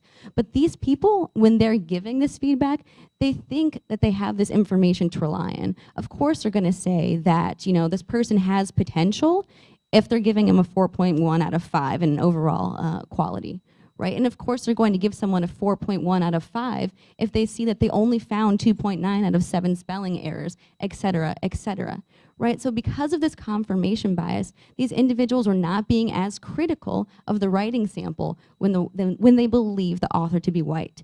And what that shows us is that confirmation bias, but also an important implication about the framing and how we think about bias, right? Because not only did they expect more errors and lower quality in the memo when they believed the writer to be African American, but they actually expected fewer errors and higher quality when they believed that the writer was white. And this is important because we oftentimes think about bias as only something that happens to someone. You can be biased against women. You can be biased against people of color, right? We hear that all the time. But when we talk about bias, it's actually much more insidious when we're giving someone consistently the unearned benefit of the doubt just for who they are, rather than having that skeptical view of the quality of their work, right? So it's all about having the healthy skepticism about our own objectivity and making sure that we're giving that feedback that, in this case, the person that could have been the white author really needed to hear, right? And we see these sorts of dynamics happening in all sorts of realms. So yes, it's about competence. And also, if this were a hiring decision, who gets the job, even though they're equally qualified? And this can actually explain, I'm just gonna be really honest here, because I think most of us have experienced this. This can explain how we thought we hired an amazing candidate, and then they show up and they turn out to be not as amazing as we thought they were, right? Sometimes we overinflate people's competence because of these perceptions. So making sure we're looking at both sides of what bias is. Yes, it's against someone. It can also be in favor of someone else. So yes, for those of us who are vertically challenged, it might be like, man, I'm never gonna get to be a CEO. There's lots of reasons I'll never be a CEO. I don't think they want me. Too much of a rabble rouser, as it turns out. But it's not just those of us who are short not having an equal life chance. It's also people who are tall having an overinflated, unearned life chance, if that makes sense. So let's look at gender and letters of recommendation. This is another really fantastic study about what we tend to consider objective data in things like hiring and promotion processes. But what does objective actually mean? And also, merit is usually not actually objective, right? So let's look at why this is the case. So what they did in this study was they gathered hundreds of actual, real letters of recommendation that were written for folks who were applying for medical faculty positions at universities across the country. And they did an analysis of how the letters were written, and they found, shockingly, disparities based upon gender. It's the theme for the day. So I'm just gonna let this kind of auto-populate, but they found a difference in the length of the letters. They found a difference in who got a letter of minimum assurance versus a glowing review. So minimum assurance, just like, yes, this person can do this job, versus you would be foolish not to hire them. That's the difference there. And then which letters had doubt raisers embedded into the letter, right? So I'm hearing a wow and a lot of this face, right? So why are we shocked by doubt raisers being in a letter? Because who do we ask to write our letters of recommendation? Okay, our champions, people who have a high opinion of us, right? No one's trying to get a negative letter of recommendation. It's just going to tank your chances, right? So how can we have our champions embedding doubt raisers into our letters? Well, what they did was, on further analysis, they looked at what the doubt raisers were, and they were usually backhanded compliments towards women. So a lot of them involving personal life. So it would be things like, despite having 2 young children, she still does more research than any of her peers. So it might have been intended as like, this woman is superwoman and can do literally anything, but it raised doubt a lot of the time for employers of like, I don't know if this person can be as dedicated, right? That's something that we hear sometimes. Let's look at a further breakdown. So these white bars are gonna be applicants who identify as female, the black bars are gonna be applicants who identify as male. And again, they found disparities in all of these different elements. So personal life being mentioned, kind of rare for women, super rare for men, right? No mentions of partner, children, etc. Publications, highlights from your curriculum vitae. So this was in a medical context, so perceptions of patients, men were much more likely to have some sort of mention of like their patients really respect and admire them. And then same with colleagues' perceptions of how you're viewed in the workplace. So women essentially were at a disadvantage in terms of having their own champions uplift what amazing workers they are. The first question I always get about this study, which might be your burning question, but what about the gender of the person who wrote the letter? So they actually held for that, and it made no difference. This is the insidiousness of implicit bias, is that it's actually very common for people with marginalized identities to be as susceptible to having bias against their own marginalized identity. And that's because of the origins of implicit bias. So implicit bias is not typically an in-group preference. It typically, in the aggregate, is a preference for the dominant group in society. And let's look at this on a gender basis. So this is looking at aggregate results from the implicit association test, which is pretty much the only free, publicly accessible way to assess your own biases. And this was looking at how strong of an association folks have between men in career and women in home, or between women in career and men in home. So when we look at the general population, the vast majority of folks are falling into having a strong, moderate, or slight association of men in career and women with home. Only 17% of people having no preference one way or the other. Again, implicitly, this is not about what you actually believe. And then a very tiny percent, an entire 9% of the population has what we would consider sort of a reverse association. Side note, this is me right here. Or no, sorry, I lied.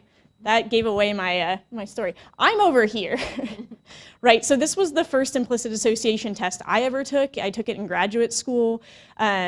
And it was in this elective class of like gender and feminism in higher education. Everyone has to opt in. Everyone in there was like strong, powerful women and a couple of men who really wanted to be even better advocates. We all took this test, everyone's sharing their results. Everyone was real proud. We had a few folks over here, most people had no preference, and I didn't share, and then finally someone goes, well, we don't even need to ask Lena to share because we already know what their result is, am I right? At that point in my life, I was like, I don't know, protesting on campus for gender equity, literally is what I was doing right then. So they made some assumptions, and I had to share that I actually have this very strong traditional association around gender and who belongs in the workplace and who belongs at home. So that shocks most people that I would have that association. But we're gonna invite you actually to go take some implicit association tests, we'll get to that in just a second, and do some self-reflection of, again, it's not an indication of if you're a good or a bad person. It's an indication, actually, of what messages society has given to you over a lifetime with or without your consent. So if you don't feel great about an implicit association test result you get, it's actually an indictment of society rather than you personally. So just remind yourself of that. And we actually have a handout that is on the flash drive that can help you make sense of what your reaction might be to the implicit association test. But I wanted to model some vulnerability to let you know that we all have these biases, including those of us who are committing our life work to doing equity work. And I still have to account for gender bias, even though I am who I am in my lived experience. Thank you for sharing, Lena. And now we're getting to the fun part of our presentation where we actually talk about solutions and strategies and not so much depressing data to illustrate our biases. But as Lena already shared, the best way to start this journey of making a change is just knowing what biases you have. Because you can't seek to interrupt bias if you don't know what biases you possess and what biases you hold. So the best way to do that is through the implicit association test, which Lena already shared. It's implicit.harvard.edu. Again, it's free and publicly available. Just as a question, how many people in this room have taken an implicit association test before? Wonderful. I love to see that. It's always great coming into a room where so many people have taken the implicit association test and people are really down to sign a pledge that has to do with implicit bias. Usually talking about bias in a room full of people gives someone an uneasy feeling in their stomach. So it's really great to see so much participation, so much interest in this topic. But again, if you do have questions about the implicit association test, they have a tremendous frequently asked questions page. It's the most comprehensive frequently asked questions page I've ever seen, to where they literally link to the study that they're citing their answers from. It's almost like people might get defensive or have extra questions or something when they get revealed. Really? Because I'm super comfortable when I get called out on my bias. Right, Said no one exactly. ever. So anyways, an excellent resource. But that's just the first step. But really what we want to talk about today and start the course for challenging is to be able to change these unwanted biases. And in the same way that we can learn our biases over time through repeated exposure, we can also unlearn our biases. It's difficult. Right? It requires time, it requires intention, it requires a group of people to help hold you accountable, but there are ways to do so. And Lena's going to talk about two of those interventions that are shown time and time again to not only interrupt the effects of bias, but actually change the associations that we have. So how cool is it that you can literally rewire your own brain? That's a pretty cool superpower that we have as humans, right? And how do we actually do that? The most promising literature in academia right now is looking at mindfulness. So doing mindfulness meditation can really help us. And this is not thinking about nothing, which is sort of the misconception about what mindfulness is. But if you can find these on YouTube, what they tend to be about is not thinking about nothing, but hyper-focusing on one thing. So a guided mindfulness might invite you to follow your breath. And it would say something like, notice your breath, notice it coming in, notice it going out. Inevitably, your mind will wander. When it does, take note of where it has gone. Don't judge yourself. Bring it back to the present. So what we're actually doing is increasing our cognitive control. And why do we need that? It's because we are all the human over here. We have a million things on our brain all the time. If you're like me and you have generalized anxiety, then you really have all the things on you. Like you got to worry about every single possible thing that'll probably never happen, right? Or just like what's for dinner tonight, right? So we've got all this stuff going on. None of us are the ambiguous, I don't know if it's a cat or a dog, some sort of ambiguous animal. I say that because one of my cats does walk on a leash, so this is feasible, right? But none of us are just seeing the trees for the trees. We're so distracted most of the time that we don't have focus in the present. And it's really important when we're making major decisions, especially when they affect other people's lives, to be in the present and to have that cognitive control. Because we know from the data that being distracted by the ding of knowing how many emails you're missing by sitting here right now makes you more likely to make a biased decision. Right? So we can take control of those, and we're going to talk about that in just a second, of how to actually change those circumstances. Another way that we can use mindfulness is through loving kindness meditation. So just 6 weeks of loving kindness meditation, in this case that was focused on increasing empathy towards people who are currently experiencing homelessness, was actually the only intervention that changed the implicit biases of the participants in this study. So many of us don't have meaningful social contact with people who are homeless. It's usually very brief, right? So thinking through, what would it feel like to be in that life circumstance? What must it be like to have to experience this? Can actually reduce the biases we have against a group with which we don't have meaningful contact on a frequent basis. So before we get into the next point, usually talking about mindfulness elicits 1 or 2 responses. Usually like there's 4 or 5 people in the back that are like, yes, mindfulness, I'm so excited. Or everyone kind of gets like really nervous and cringy and like, this is uncomfortable. I'm usually in that second camp of I really don't like to try anything like that. But mindfulness, again, has all of these cascading benefits, not only for reducing implicit biases in these associations, but also at mitigating toxic stress, at creating more positive work-life balance, and it has been shown as one of the most prominent strategies for creating positive workplace climates. So again, this is something that helps us as humans, helps us build empathy, but also has been shown as a positive strategy for helping bottom line, helping productivity, and is the right thing to do for a variety of different reasons. It also has amazing health effects. Like you can Yes. actually lower your blood pressure by doing mindfulness meditation. I know some of us in the room need that, right?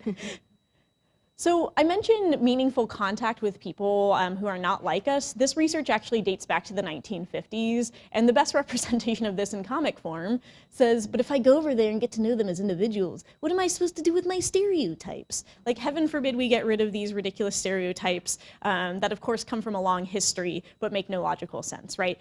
So actually building meaningful relationships with people of a different race, people of a different gender, people of a different ability status, et cetera, is one of the best ways that we can reduce our cognitive biases. So let's not pretend it's not possible to drop the vase accidentally on occasion against your friend who has a different identity than yours. And also, it's harder to hold overarching stereotypes against an entire group of people if you know someone on a personal basis who is in that group. And that is grounded in cognitive patterns for humans. So as humans, we tend to view people in our own in-group, people like us, as discrete, unique individuals. And we tend to view people in the out-group as a homogeneous whole, right? And so we need to be able to see everyone as discrete, unique individuals, regardless of whether they're in our in-group or in our out-group.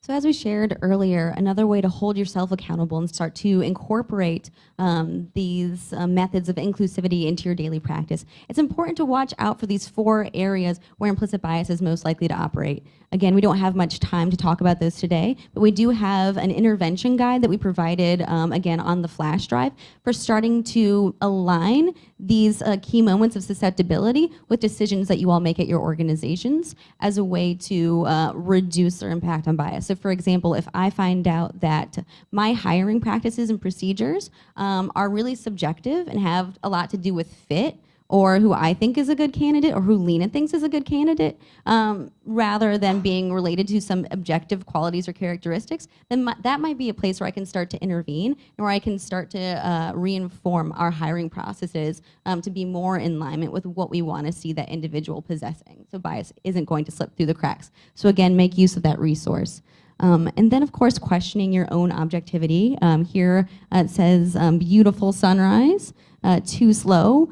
Right? So this just is another silly reminder to get us outside of our own perspective and the importance of bringing in other people around us for this journey. It's important to form working groups, right? To form affinity spaces, to have councils, to have commissions as a way to build that positive momentum of allies and co-conspirators along in this journey. So that way when my blind spots are showing and when my bias is showing, I have someone that I trust to hold me accountable and vice versa.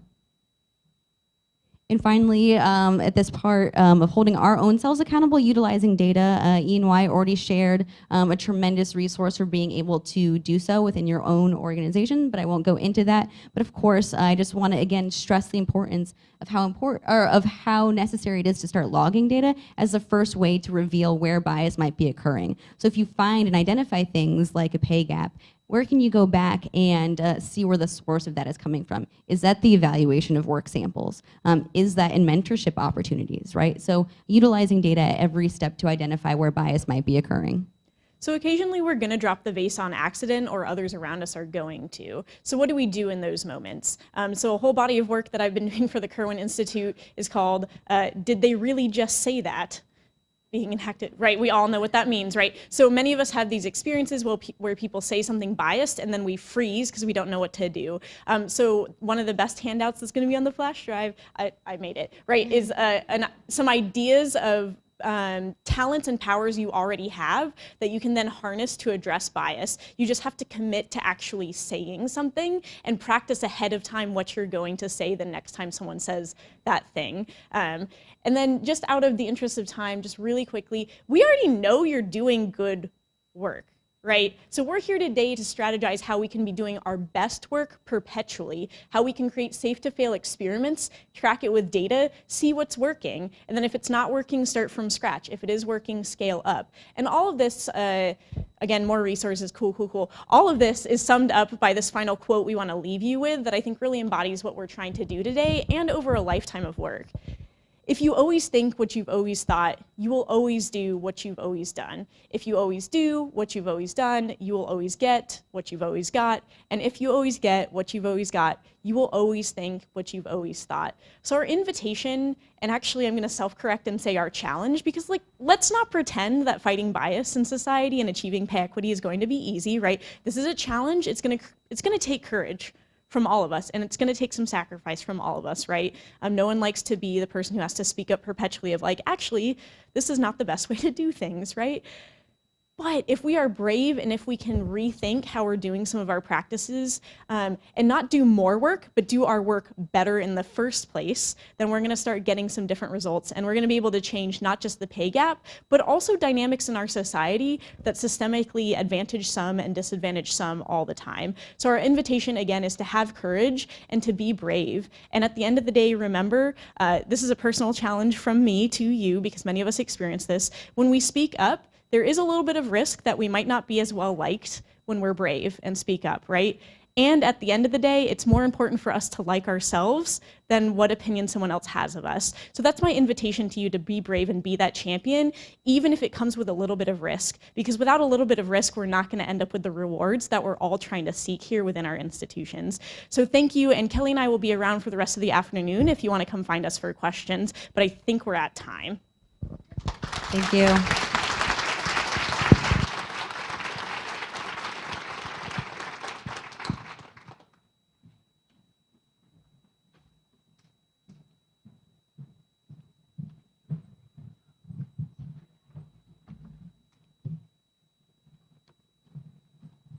Good morning, ladies and gentlemen.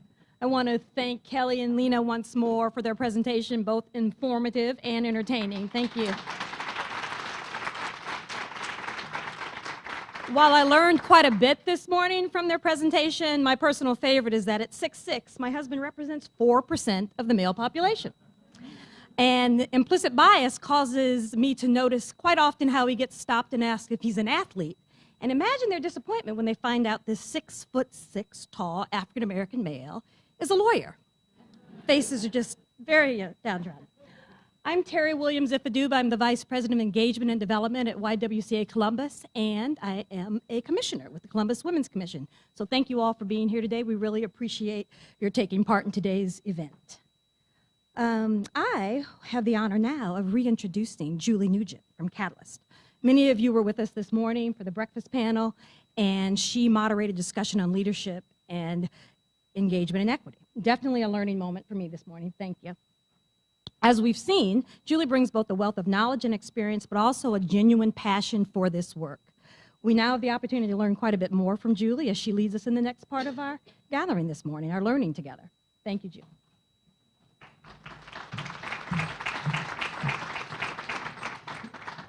This is really a build, right, what we're talking about today, and it's certainly building on what my colleagues at EY and the Kerwin Institute have shared so far.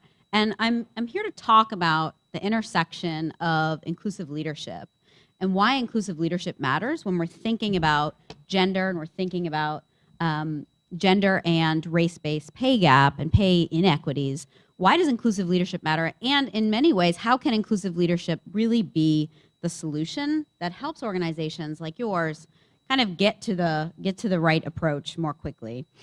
As I had mentioned earlier, I've been doing this work for 15 years. Prior to that, had a whole different life, but I really have stayed focused in the work around diversity and inclusion because I learned at a very young age and was taught by amazing role models and my parents.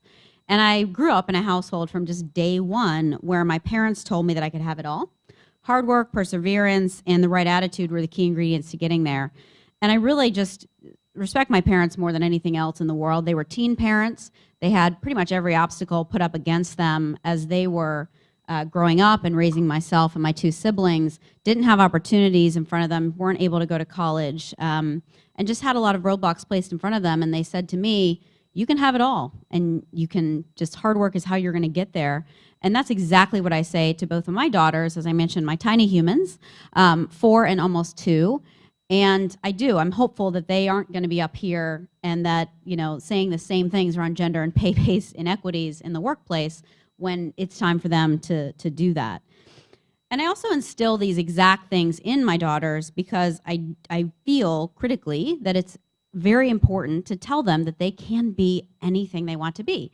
And for my 4-year-old, oftentimes that is Captain America or Iron Man. She loves superheroes. And I'll tell a brief story around inclusive leadership and thinking about some of the threads around bias around that. So my oldest, Alyssa, absolutely loves superheroes. And so when we talked about Halloween this past year, we're big Halloween fans. My husband was born right around the holiday, so it's like we do a lot of celebration, and it's a very big deal in our house. We decorate our house like a haunted house, the whole nine. So my daughter, Alyssa, we were at the costume shop, and I said to her, honey, what would you like to be for Halloween this year? And we had talked about it a little bit. She's a redhead, so I was kind of like, I totally want you to be strawberry shortcake. You know, just kind of growing up in the 80s, I thought that would be really, really cute and fun. And she was like, well, I really want to be Thor. I said, okay, all right, cool. So we're looking for a Thor costume, and there's an associate in the store, and he came up to us and, oh, how can I help you, et cetera. And I say, oh, you know, I'm looking for a Thor costume for my daughter. She absolutely loves Thor, et cetera. And he looks at us and he goes, well, ma'am, that's actually a boy's costume. And he just sort of like looked at me like, duh, that you have a girl, she can't be Thor. And I could see my husband, who actually raises our daughters full time, he's kind of the superhero in the story. I could see my husband sort of like purposefully walking in the opposite direction, unclear what I'm gonna do, but knowing he does not want to be involved. So obviously I got up a little bit on my soapbox to tell this associate, this poor unfortunate associate at a party store, about the issues with what he had just said and how my daughter could be anything she wanted to be actually for Halloween. And in fact, we shouldn't be telling children from a tiny age and enforcing gender stereotypes and gender norms. So it got kind of ugly, but you know, these types of things, they're reinforced, like we talked about, biases. They make us human, they're in the back of our mind, and they're constant, and they're constantly pervasive. So that's a big part of why inclusive leadership and thinking inclusively and changing some of our framing matters so much. Very briefly about Catalyst. Hands up for those in the room who know Catalyst. Some folks. Okay, great. I'm actually based in Cincinnati, so I'm in the Midwest now as well. I've been here about 4 years, and I was in New York for over a decade before that. Catalyst is based in New York, but we're a global nonprofit. Then we really focus on working with organizations to change the workplaces. And specifically, we believe that building workplaces that work for women work for everyone. We were founded in 1962 in Ohio. That's a fun fact not a lot of people know. Our founder, Felice Schwartz, actually founded the company at her kitchen table in Ohio, where she lived for a very short time before she moved back to New York. But our focus is really providing research, very actionable tools and tips, and you'll see some on your drive today. So I've provided a number of resources that I hope all of you then take back into your workplaces. And we've been doing this a long time and are really focused on accelerating progress for women through workplace inclusion. So, state of the workforce, and if you were here earlier, you heard me talk just very briefly about the overall context around gender in the workplace and thinking about women and men holding senior positions most explicitly. So I like to call this the Catalyst Pyramid. It shows us the representation of women in S&P 500 companies. And you'll see that at the base level, if you think about all employees, we're about 50%. So it's an equal, and if you will, sort of, you might think, level playing field at the sort of overall employee representation level. As you continue to rise the ranks and climb in the pyramid, if you will, you see that the representation of women, when you think about managerial roles, certainly looking at executive roles, thinking about those critical board seats, which we know are important, top earners, so those who are making the biggest bucks, and then finally the CEOs, the representation of women just wanes significantly. And as I had shared earlier, these numbers haven't changed much at all in the entire 15 years I've been at Catalyst. This pyramid looks virtually the same. So there's some significant work certainly left to do, and we'll talk a little bit about why that is and think about how can we apply inclusive leadership principles to some of these conversations. So common wisdom on why women lag. And you all have been listening to people now for a while, so I'm definitely into some interactivity. So definitely going to get you involved in the discussion here today. Hope you're ready. I think this group is definitely ready. Who here has heard any of these reasons as to why women lag their male colleagues in representation? Just show of hands. A lot of folks in the room have heard the reasons. Not everyone, a lot of them. So I'll just touch on a couple of them, given some time constraints today. Like I said, I could literally be up here all day talking about these things, but I'll touch on a couple of them. Oftentimes I hear from folks in the workplace that women lag men because they don't have mentors. They don't communicate openly and directly about their career aspirations, and they don't know the political or learn the political landscape and unwritten rules of the company. The number one, one of my number one pet peeves is the because women don't have mentors. Who here feels like women do not have mentors inside workplaces? I just gave that away because I said it's my number one pet peeve. So now no one's going to be willing to raise their hand. Okay, totally get it. What we hear at Catalyst all the time, constantly from women executives and women leaders across levels, is that women are mentored to death, okay? Constantly, oh, you need to access this mentor, you should talk with this person, you should talk with that person, you should talk with this person. It is a constant around access to mentors and having mentors be available to you. Oh, you should talk with this person, they can help you, etc. But do you know what the critical missing link there is? Does anyone know?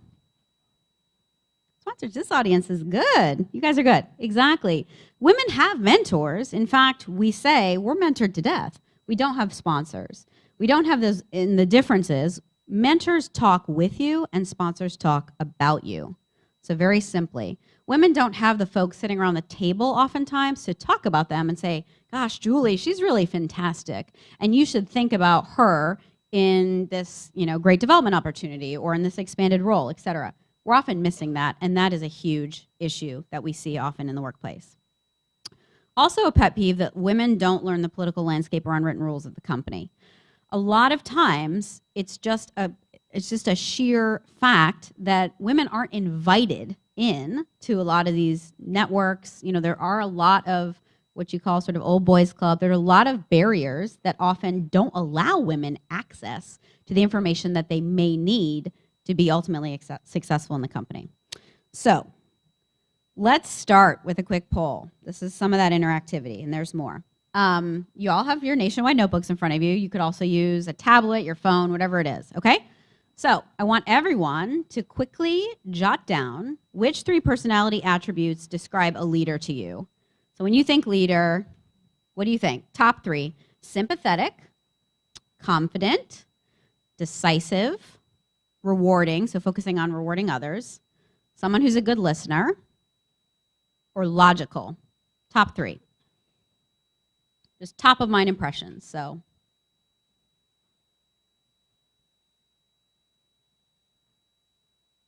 Okay, everybody got it? All right, call it out.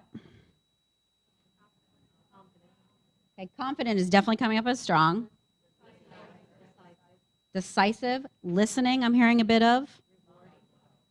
Rewarding, logical. Okay, so we're all kind of thinking there's a lot of, but decisive definitely came out really, really strongly. But in essence, kind of all of these could go with a leader at any given day, right? Because a leader is a chameleon. They need to be agile, flexible, etc. So what the research shows us is that confident, decisive, and logical, are the top attributes associated with leader. Sympathetic, good listener, listening, and rewarding are not. And the 3 top, confident, decisive, logical, are associated with men. Sympathetic, listening, rewarding, associated with women. What we often call agentic and communal behaviors in the psych research. I'm an IO psychologist. So what does this mean and what happens inside the workplace? It means that When people think, and this is both women and men, by the way, through our studies, when people think leader, they think man, they think male. So 65% of men's attributes are attributed to leadership, whereas only 9% of women's attributes are attributed to leadership. And this is, again, both women and men who feel this way. Partly, we could say this is due to unconscious biases, like we just heard from our colleagues. This is due to for a lot of factors, and it's really part of human nature. So it's critical that we think about these things and understand them in order to overcome them. So what does this do for women? What do we find in the workplace, and what happens here? What happens is this often is what we call, it leads to what we call a double bind for women leaders. And what I like to call this is, and I often talk about this as the Goldilocks syndrome. So a woman is either too soft or too hard, never just right, okay? Never just right. When women lead consistent with gender stereotypes, they're viewed as too soft. She just can't cut it, okay? When they lead inconsistent with gender stereotypes, so when they're using some of those aggressive traits, more aggressive or male ones, they're too tough. Too difficult, ooh, she's, whatever, insert expletive, et cetera, et cetera. Women face higher standards than male leaders. And women often, what we see, they have to prove that they can lead. They have to prove that they can sort of adhere with inside the workplace culture oftentimes. And this is what it leads to, is that women are either competent or likable, but rarely both. So it's a very challenging circumstance. I can see some folks nodding in the room. So it's difficult, and part of this is because of the story I shared about my daughter and the Thor costume, and the boys' toys and the girls' toys. I mean, it's just everywhere, pink and blue, and everything's kind of being shouted at us from the rooftops, even from a very early age. So this is all sort of in our minds constantly, constantly. Any of this resonating inside your organizations? Any nods? A few. So, all right, I want to talk now and get you engaged as well in an interactive exercise and focusing a bit about, again, biases, because we cannot talk about inclusive leadership without talking about unconscious biases. As our colleagues stated, doesn't make us bad, it makes us human. This is just the reality that we're all facing. So, take out a piece of paper or note or phone or whatever it is. All right, for every one of these images, let me first just say, we know already that the most common stereotype is think leader, think male, which I just mentioned. And when it comes to unconscious biases, we all know we have them. And so the way in which we often tackle unconscious biases in the workplace is with inclusive leadership. So really thinking about, it's much easier to behave our way into a new way of thinking, okay? So actions really speak loudly here. So can we really be inclusive if our unconscious biases get in the way? I want to test your gut reaction to these photos, okay? The goal is not accuracy. You're not expected to know all the answers. You might, but you're not expected to do so. So no talking. I'm going to pretty quickly flip through these, okay? And I want you to guess the person, whether or not you want to guess who the person is and also what their occupation may be. And is there anything else obvious that's sort of sticking out in the photos? Is everyone with me so far? Okay. Are we all ready? I'm going to go quickly. So gut, top of mind reaction. All right, ready?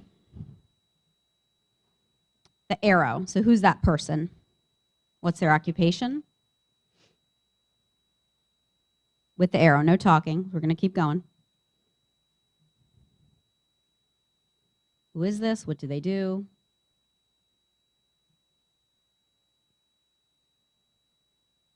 Who is this? What do they do? 4, 2 people. Who are these people? What do they do?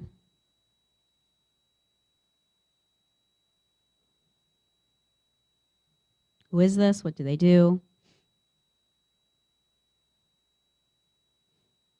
And finally, who is this? What do they do?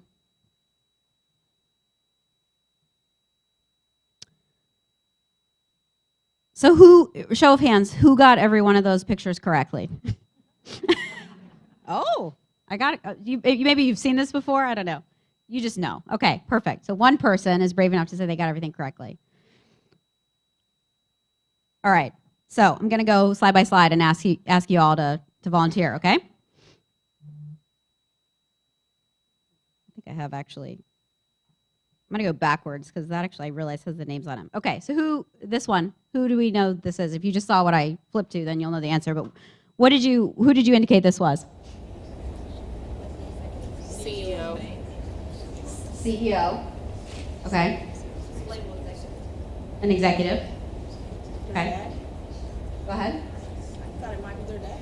Might be their dad. Okay. Yep. Definitely. Anything else? I said it was a music producer.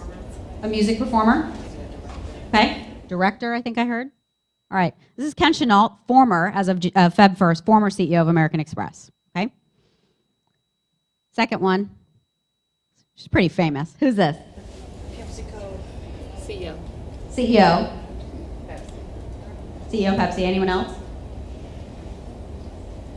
Anyone else? Doctor. A doctor. Okay.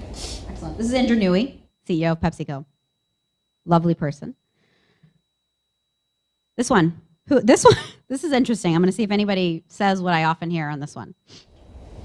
Who is this? And what do they do?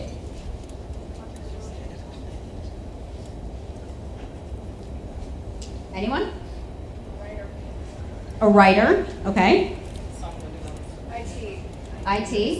Yeah, father. Father. Okay. Anyone else? Okay. Anyone think this looks like Sheldon from The Big Bang Theory? Because I often get that. People are like, is that Jim Parsons? This is the Airbnb co-founder, Nathan Blecharsek. Okay. But yeah, Sheldon often comes up there. All right, these two ladies, who is it? CEOs. I heard something. Barbara Bush. Okay. What's a CEO of crap? Anyone else? Ambassador. Ambassadors. Okay. Hospital executives. Hospital executives. Okay. Sisters. Sisters. Someone knows who this is. Mia. This is Denise. They are sisters, in fact. Very interesting story. Denise Morrison, CEO Campbell Soup, on the left, and then Maggie Wilderotter, who's former CEO of Frontier Communications, also sisters. Yeah, that's a good one. All right, how about for this one? John Fetterman. You knew automatically. Anyone else? Any guesses, folks? Maybe you didn't know who this was. Music producer. Got a lot of music producers. Okay.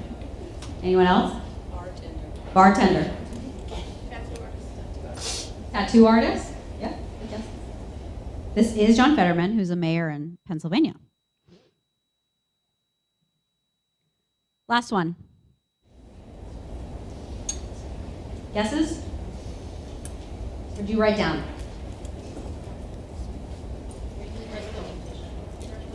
Religious leader, revolutionary, politician, CEO, business executive. Anyone else? This is AJ Banja, CEO of MasterCard. Okay? So, what does that exercise tell us? Well, it tells us that we all have unconscious biases. There are things that these don't make us bad. It makes us human. What we know, the point is, we all often jump to our unconscious biases. If you don't know who the person is, you're going to make judgments. You're going to make judgments based on what you see, the context around it. Like, for example, the co-founder of Airbnb had a baby with him. So people say, oh, father, caregiver, et cetera. You're going to make judgments based on what people potentially are wearing, what they look like, who's with them. I know the one in Ken Chenault, someone said, hey, that's their dad. Okay, that was a legitimate, thought around who that might be. Could be, absolutely. So we're going to make these judgments, and we're going to make decisions then, based on those judgments, we're going to make decisions around actions, ways to interact with people, ways to engage with them, right? That's what we do. This makes us human. getting rid of all these biases, is that possible? No, it's not. It's just not, because it is what makes us human and it's how we function. But a deeper understanding of biases, a deeper understanding of where they come from, helps us build awareness. And that actually is the step that gets us to the next step around trying to get to inclusive leadership.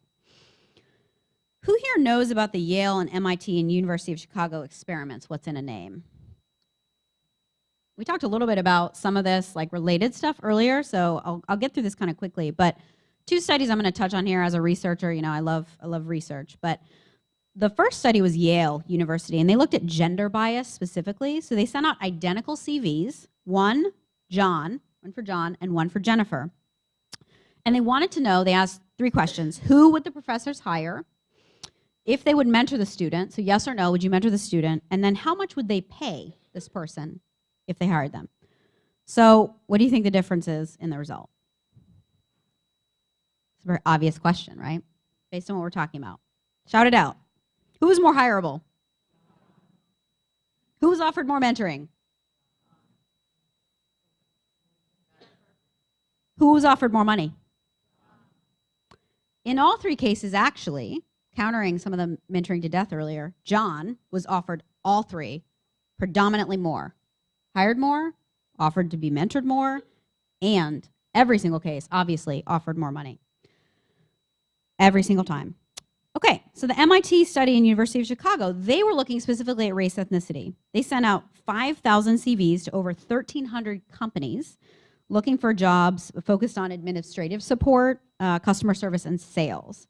They had 4 CVs, 2 with a typically white or Caucasian sounding name, Greg, and 2 with a typically black African-American sounding name, Jamal. And for each group, one CV was what we would call sort of average skills, and then another one was highly skilled, like clearly above and beyond in terms of skills and experiences. So what do you think happened? How much more do you think the white named CV got a call back versus the other? And we'll do this in percent. So guesses? How many more percent? 20, 70, 50, 30, 60. Okay. Lots of thoughts there. 50%. The typically white CV received 50% more callbacks. And even the average, so both the average and the highly skilled or highly competent CV, 50%.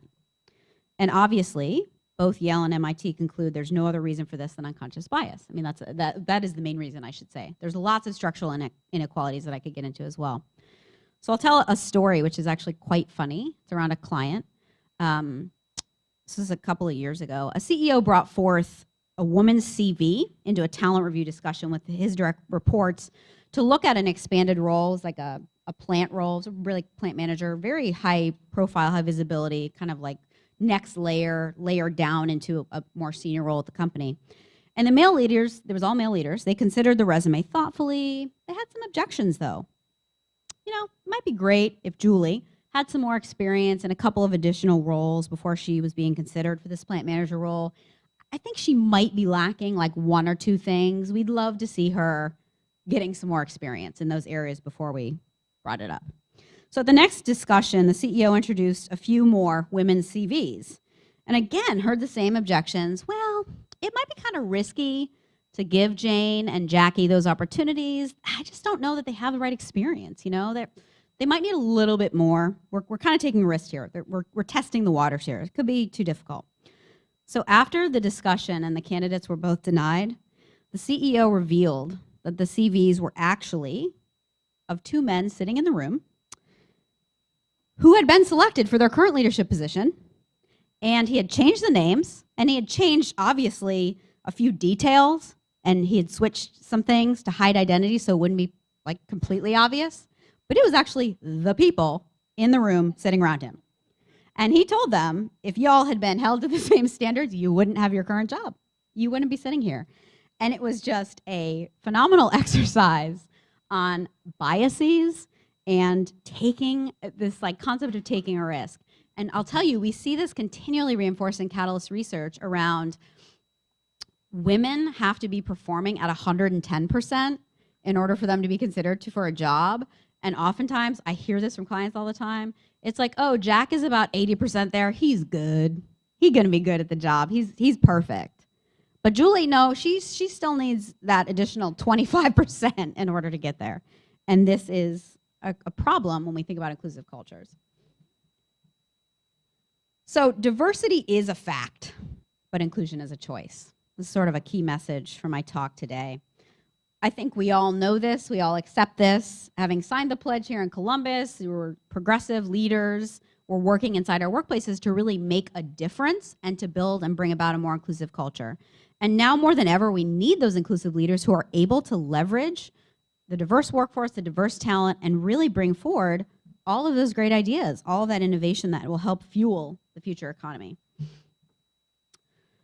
So in order to understand a bit more about what it feels like to be included in inclusive leadership, I want to sort of dive into some of our research around otherness and what does it feel like to be an other in the workplace. In a recent report, we examined what otherness looked like, and we looked at specifically over 2,000 MBA students and graduates working in corporate and non-corporate jobs, and a lot of them for-profit small businesses in the US. And the study looked at individuals' perceptions of feeling different. So that's how we're defining otherness here. It's just a perception of feeling different from one's work group. It could be based on a variety of dimensions. It could be gender, could be race, sexual orientation, could be socioeconomic status, could be parental status. I mean, it could be a host of things that made people feel sort of different. So because of this interesting methodology, we were able to really look at and examine anyone's feelings of being othered and what that looked like. And we found that feeling different can result in unique disadvantages in the workplace, as you could guess. So those who felt like an other were less likely to be in more senior roles. They were in lower level jobs. They received fewer promotions. They lacked access to what we often call hot jobs, kind of those hot assignments that propel somebody's career to that next level. And those who experienced more than one form of otherness, which is a lot of people, were held back in ways that were even more salient. So they had even more things that they were trying to overcome. And we often think about that as like for women, we think about a glass ceiling, and for women of color, we think about a concrete ceiling. So for those who have heard those expressions. So to dive a little bit into this, I want to just let this sit here for a minute. Quick show of hands, has anyone heard any of these things either said to you or about someone else in the workplace? So, heard a lot of these. I have a lot of stories. I could like be up here literally, it's just storytelling the whole time. Really relevant story that I'll share. And I always get the, oh wow, I wasn't expecting you to be so short, which is like a weird thing to say to someone, but I get that all the time. It's just so bizarre. But I have a fun story related to the CEO commentary that we heard earlier from Kerwin and the CEOs being so tall, okay? So I chair the Catalyst Award. I also lead our inclusive leadership, and I lead a lot of our research, but I also chair the Catalyst Award, which focuses on initiatives inside organizations that are really accelerating progress for women and other diverse groups. So this was a number of years ago. I was heading to, as part of our review for any company that makes it as to a site visit, it's in essence, once you get through a couple of hurdles, we'll go on site and literally live inside your company for days, often in multiple sites, and it's sort of action research where we're really testing the waters around what you're telling us on paper. We're going to see in person what's happening. So I have the advantage, of course. I know I'm meeting with the CEO at this company, and that's a requirement. We have to meet with the CEO and everyone on down. So I'm meeting with the CEO, and I have the advantage. I know what the CEO looks like. CEO does not know what I look like, okay? So I'm heading in, and in this case, oftentimes we go to the CEO office, makes sense. But in this case, the CEO wanted to meet us in a conference room, which was on the first level of this building. So I walk inside, and my team hasn't gotten there yet, but I see the CEO, so I'm going to go introduce myself to the CEO. I've never met him before. He happens to be one of those like 6'5" CEOs. So just a tiny bit of height difference between me and the CEO, just a little tiny bit. So I'm walking purposefully towards the CEO, and I'm like getting ready to shake hands and say hi, I'm Julie Nugent, et cetera, et cetera. And he's sort of like almost like looking past me, you know, when you can tell like somebody's not really looking at you, they're kind of like looking through you or looking like somewhere else altogether. And he goes, "Oh, honey, the interns are meeting down the hall. It's like right down there." And that company did not win the Catalyst Award. So I'm like kind of gobsmacked. I'm like, and I had to recover quickly, you know, and I'm going into an interview with this guy, right? So it's like, so I'm like, yeah, hi, I'm Julie Nugent. I'm the chair of the Catalyst Award. You know, great to meet you. And to his credit, I mean, he was mortified. To his credit, he was completely mortified and had made some very, you know, some interesting judgments on me based on how I look, etc. And he owned it, and we had a good talk about it actually. But they did not win the Catalyst Award. But you know, this was a real experience of otherness in the workplace, and I definitely was like, wow. And something like that, oftentimes when that happens to people, it can be like, that can like ruin your entire day, your week, your month, you know, like it can just knock your confidence down and just, oh my gosh, you know, what do you do? How do you even get back up? So these are real lived experiences that people have, and it's critically important to be thinking about this in the workplace. So we know in our research, and we have a suite of things that we do to really define and think about inclusion. So what is inclusion? Like I said earlier, diversity is a fact. It's reality. Inclusion is a choice. It's a choice that we make to be included. And inside workplaces, it's a real choice to develop and really sustain an inclusive culture where all talent can thrive. So as part of our work at Catalyst, and we've been at this now for quite some time, we wanted to define inclusion. What does inclusion look like inside organizations, and how can we measure it? We have a really, I think, I'm a researcher, but we have a really interesting study now that looks at both the drivers, the indicators, and the outcomes of inclusion to really get behind not just whether or not an employee feels included, but why? Why is that? Why is that? What we found in a study I did with one of my colleagues about 2 years ago, and this was a global study. We looked at populations all over North America. We also looked at China, Japan, Australia, and all over different parts of Europe. And what we found was, for most employees, the feelings of inclusion are kind of like, well, how we sum it, kind of like the air we breathe. For a lot of people, they want and expect to be included. Per the comments earlier, we all think, most of us, think we're good people, best intentions, right? We're trying to do the right thing. But when you think about a feeling of exclusion in the workplace, those are visceral experiences. Who here has ever been excluded in the workplace?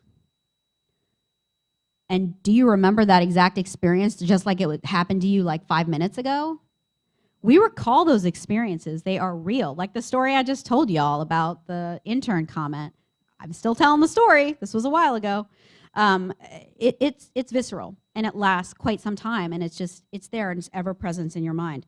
So what we found in our global studies is that in terms of inclusion, we think about it as a combination of things, but it's really focused on, is someone able to bring their unique selves to work? Are they able to bring their unique attributes that make them them? Do they also, at the same time, feel a sense of belonging? So they feel like they have a place in the workplace, they're able to contribute, be themselves, but also belong to the group. And do they feel a sense, excuse me, of psychological safety? Who here has heard the term psychological safety? So psychological safety really referring to my ability to feel safe at work, to bring myself, to bring my whole self, and to not be retaliated against, right? And to not feel a consequence from my coworkers for being myself. So that's really kind of what I'm talking about when we think about psych safety. So what we found overall is that these aspects are sort of summed together to equal inclusion. And we also found that employees who saw their leaders as altruistic or selfless felt more included on their teams. Makes sense. And these were characterized by 4 behaviors that we talk about quite heavily at Catalyst, which is around empowerment, accountability, courage, and humility. And across the 6+ countries that we surveyed, we found that the uniqueness, the belongingness, the sense of psychological safety, and these key attributes were all critical across all the countries. So there weren't actually significant differences. And I often get asked that question, is there a real global difference in China, Australia, Japan? There are nuances for sure, but overall, those things held true across every country and every population. So to touch briefly on these attributes and kind of what they mean, and I talk about this all the time, really, when I think about the Catalyst Award, because you can imagine we see these as hallmarks as part of our criteria. We have 7 criteria that we evaluate against, and these hallmarks are really embedded throughout our criteria as well. But we heard from employees that those who had leaders who empowered them, really enabling them to develop, to excel, giving them autonomy to do and to stretch and make mistakes even and take some of those risks. So there's that psychological safety piece. This was critical in inclusive culture. Accountability, critical in inclusive culture. Demonstrating both confidence in direct reports by holding them responsible and overall having a culture where accountability is it's like baked into the culture. You're able and you're accountable for your actions and the way in which you lead and the way in which you manage teams, and for what we're talking about holistically today, your results around pay equity, around promotion decisions, etc. I mean, it's critical. Courage. So really putting your interests aside to achieve what needs to be done and acting on conviction. Courage of conviction. We've all heard that. Even when it's risky, even when it's tough. And then finally, humility. So accepting mistakes and learning from them. I mean, that's a really critical aspect of humility. And a lot of times what I hear from companies, kind of more wholesale, is some of these are softer than others. And humility is one area that a lot of people really kind of struggle with inside the workplace because they feel like if they're humble, then it makes them weak. So we're going back to the sort of stereotypes from earlier around agentic and communal behaviors. But this is not the case at all. And in fact, humility is a key leadership attribute, and it will help your employees feel empowered and feel like they're able to excel in an inclusive workplace. So what are the outcomes of inclusion? We've been studying this now for a while. We have this survey, like I mentioned, around the drivers, indicators, and the outcomes. And we know that higher inclusion leads to higher innovation. It leads to team citizenship behaviors. Teams perform better if they're included in their inclusive teams. We just know this. It also leads to higher productivity and effectiveness in the workplace. So, as you can imagine, all in all, a better place to work. As the JetBlue chairman said, you want to be a great leader? Forget about you. I love that quote. I think it's a great one. Also, Laszlo Bock at Google, humility is the #1 trait he looks for in new hires. He says, without humility, you cannot learn. So we know that this is really critical. It's critical for business leaders, and it's critical for the workplaces in which we engage in. So what does this lead? Where does this lead us all in this room? And what are companies doing? What are companies doing to really make a difference here? And we see this around a couple of different buckets. And as I mentioned, I provided a number of resources around some work that we've done that's called Flip the Script, that talks about purposeful and intentional language and how you can flip the script around engaging in conversations around gender, engaging in conversations around race, engaging in conversations around sexual orientation, engaging men at work. I mean, there's just a whole host of things that you can sort of flip the script and think about what you're saying, its perceived impact, and then how you might tweak that a bit. So there's a lot of really actionable tools that I hope will be helpful. But what we've seen is that companies are really focusing kind of in these 4 areas most prominently and really thinking about framing this as a leadership challenge. So not leaving it up to the minority group, often women, and diverse others to solve. This is a leadership. Inclusive leadership is important for everyone. It's not just for women. It's not just for diverse groups, et cetera. It's important for everyone. And so certainly these strategies are really critical. I do have to pause quickly because we are in Ohio, and I do have to recognize our 2018 Catalyst Award winners, including nationwide. Yay.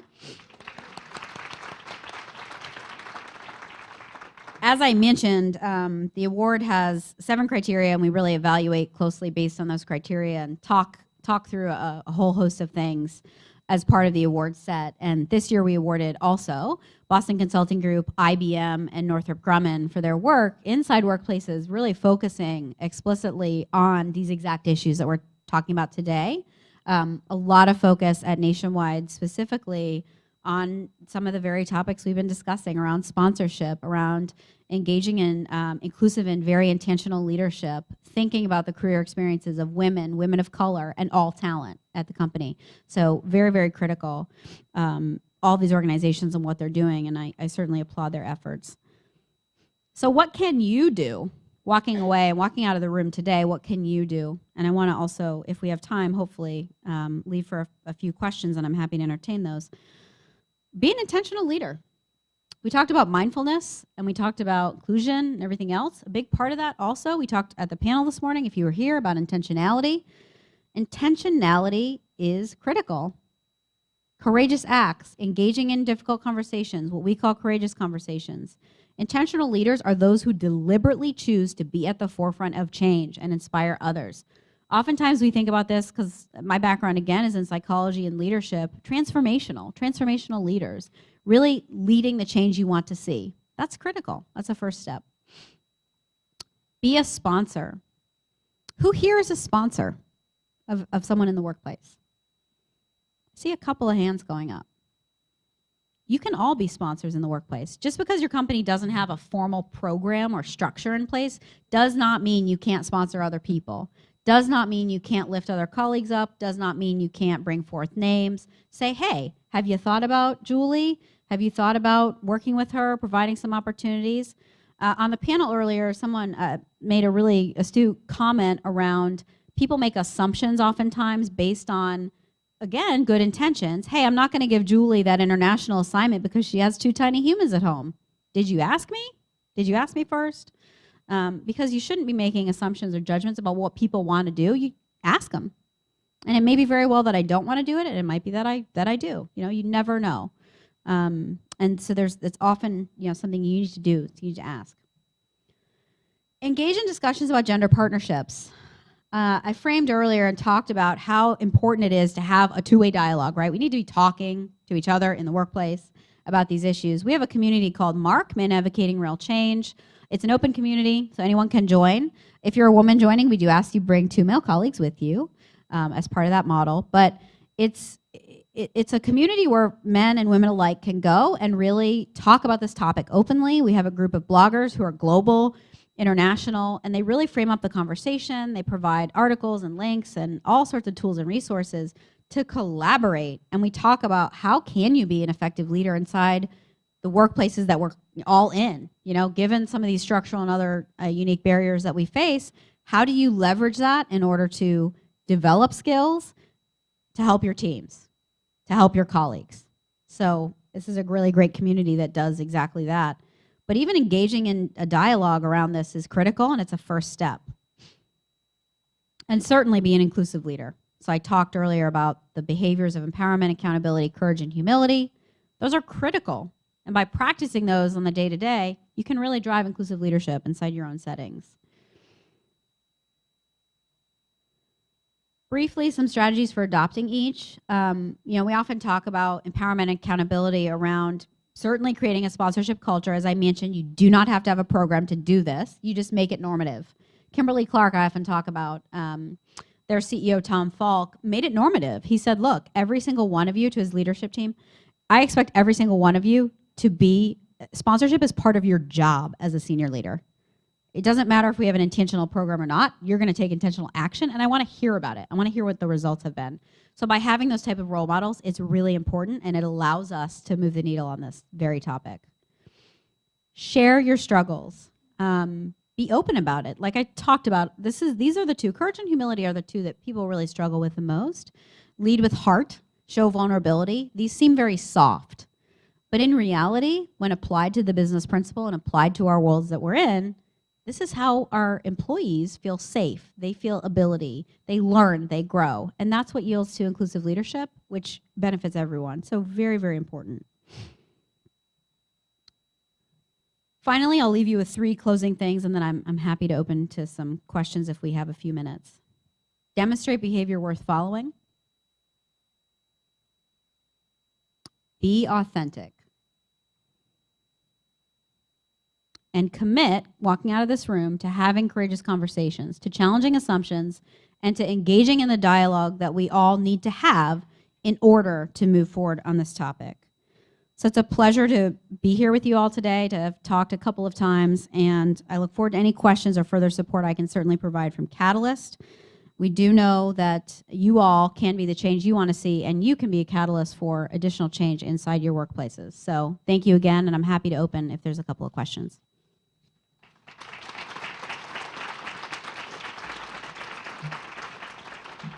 Okay. Julie, thank you for being here. I know we partner with you a lot at Cardinal Health, and the work that you do has moved us forward. One of the things I just wanted to point out about sponsorship is we've looked at sponsorship across Cardinal Health. It's not only about you offering your sponsorship, but teaching women to ask for sponsorship.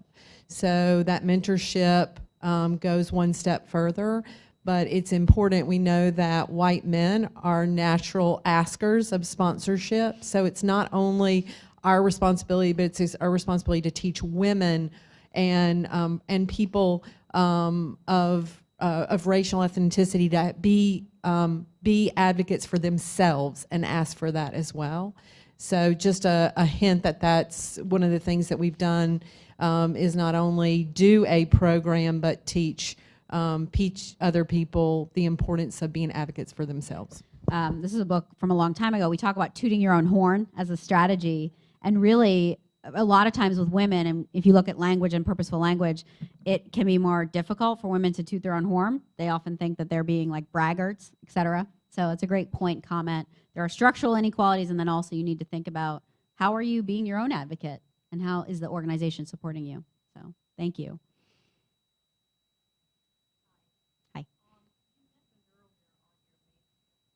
Yeah. That's right.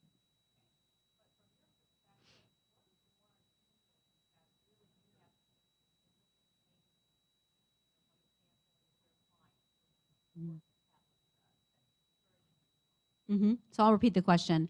So it was around the pyramid and the fact that the numbers haven't changed, but what are 1 or 2 things that we've seen as kind of driving some of this change? And for clients specifically, what are a couple of those areas? That's another great question.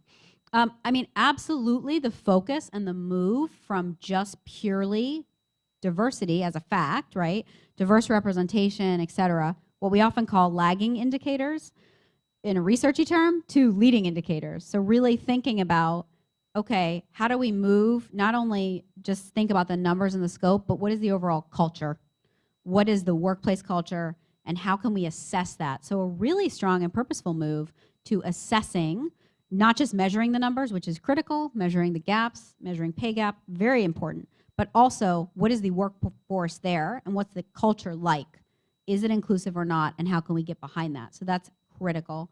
Another key piece, and I think this has changed in the last, I would say, 5 to 7 years, just a really strong focus on accountability. More and more organizations are thinking about they can't make progress if they don't hold people accountable, specifically for actions. So this could be in a host of in a variety of ways, but linking diversity and inclusion, linking some of these goals, representation measurement, linking it to compensation directly. A lot of organizations focus on that. And just even more having the conversation around, well, what are some type of accountability factors or tools that we can implement? Those are critical.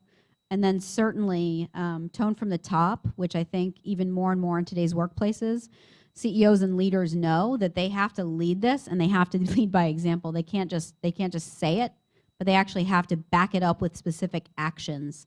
So a lot less focus on just talk and more focus on talk plus action equals results. So, and I know we're out of time. So again, thank you all very much.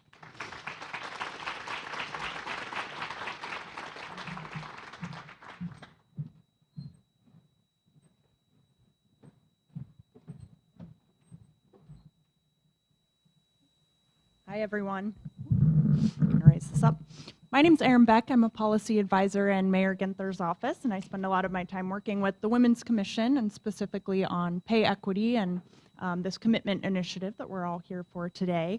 So thank you, Julie and Catalyst, for the wealth of information that you've shared with us today. I think it's really great how you illustrated how to be an inclusive leader and the point around humility, especially. I appreciated that.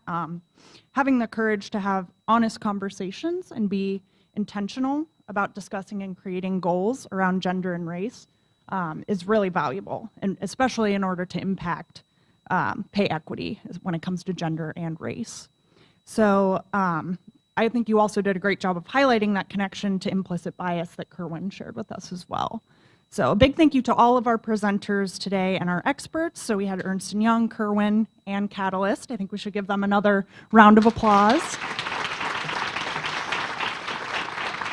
So we'll reconvene here and get started at 12:20 to hear from and really get into the how-to from some of our local adopters and organizations on really how to create a workplace that thrives.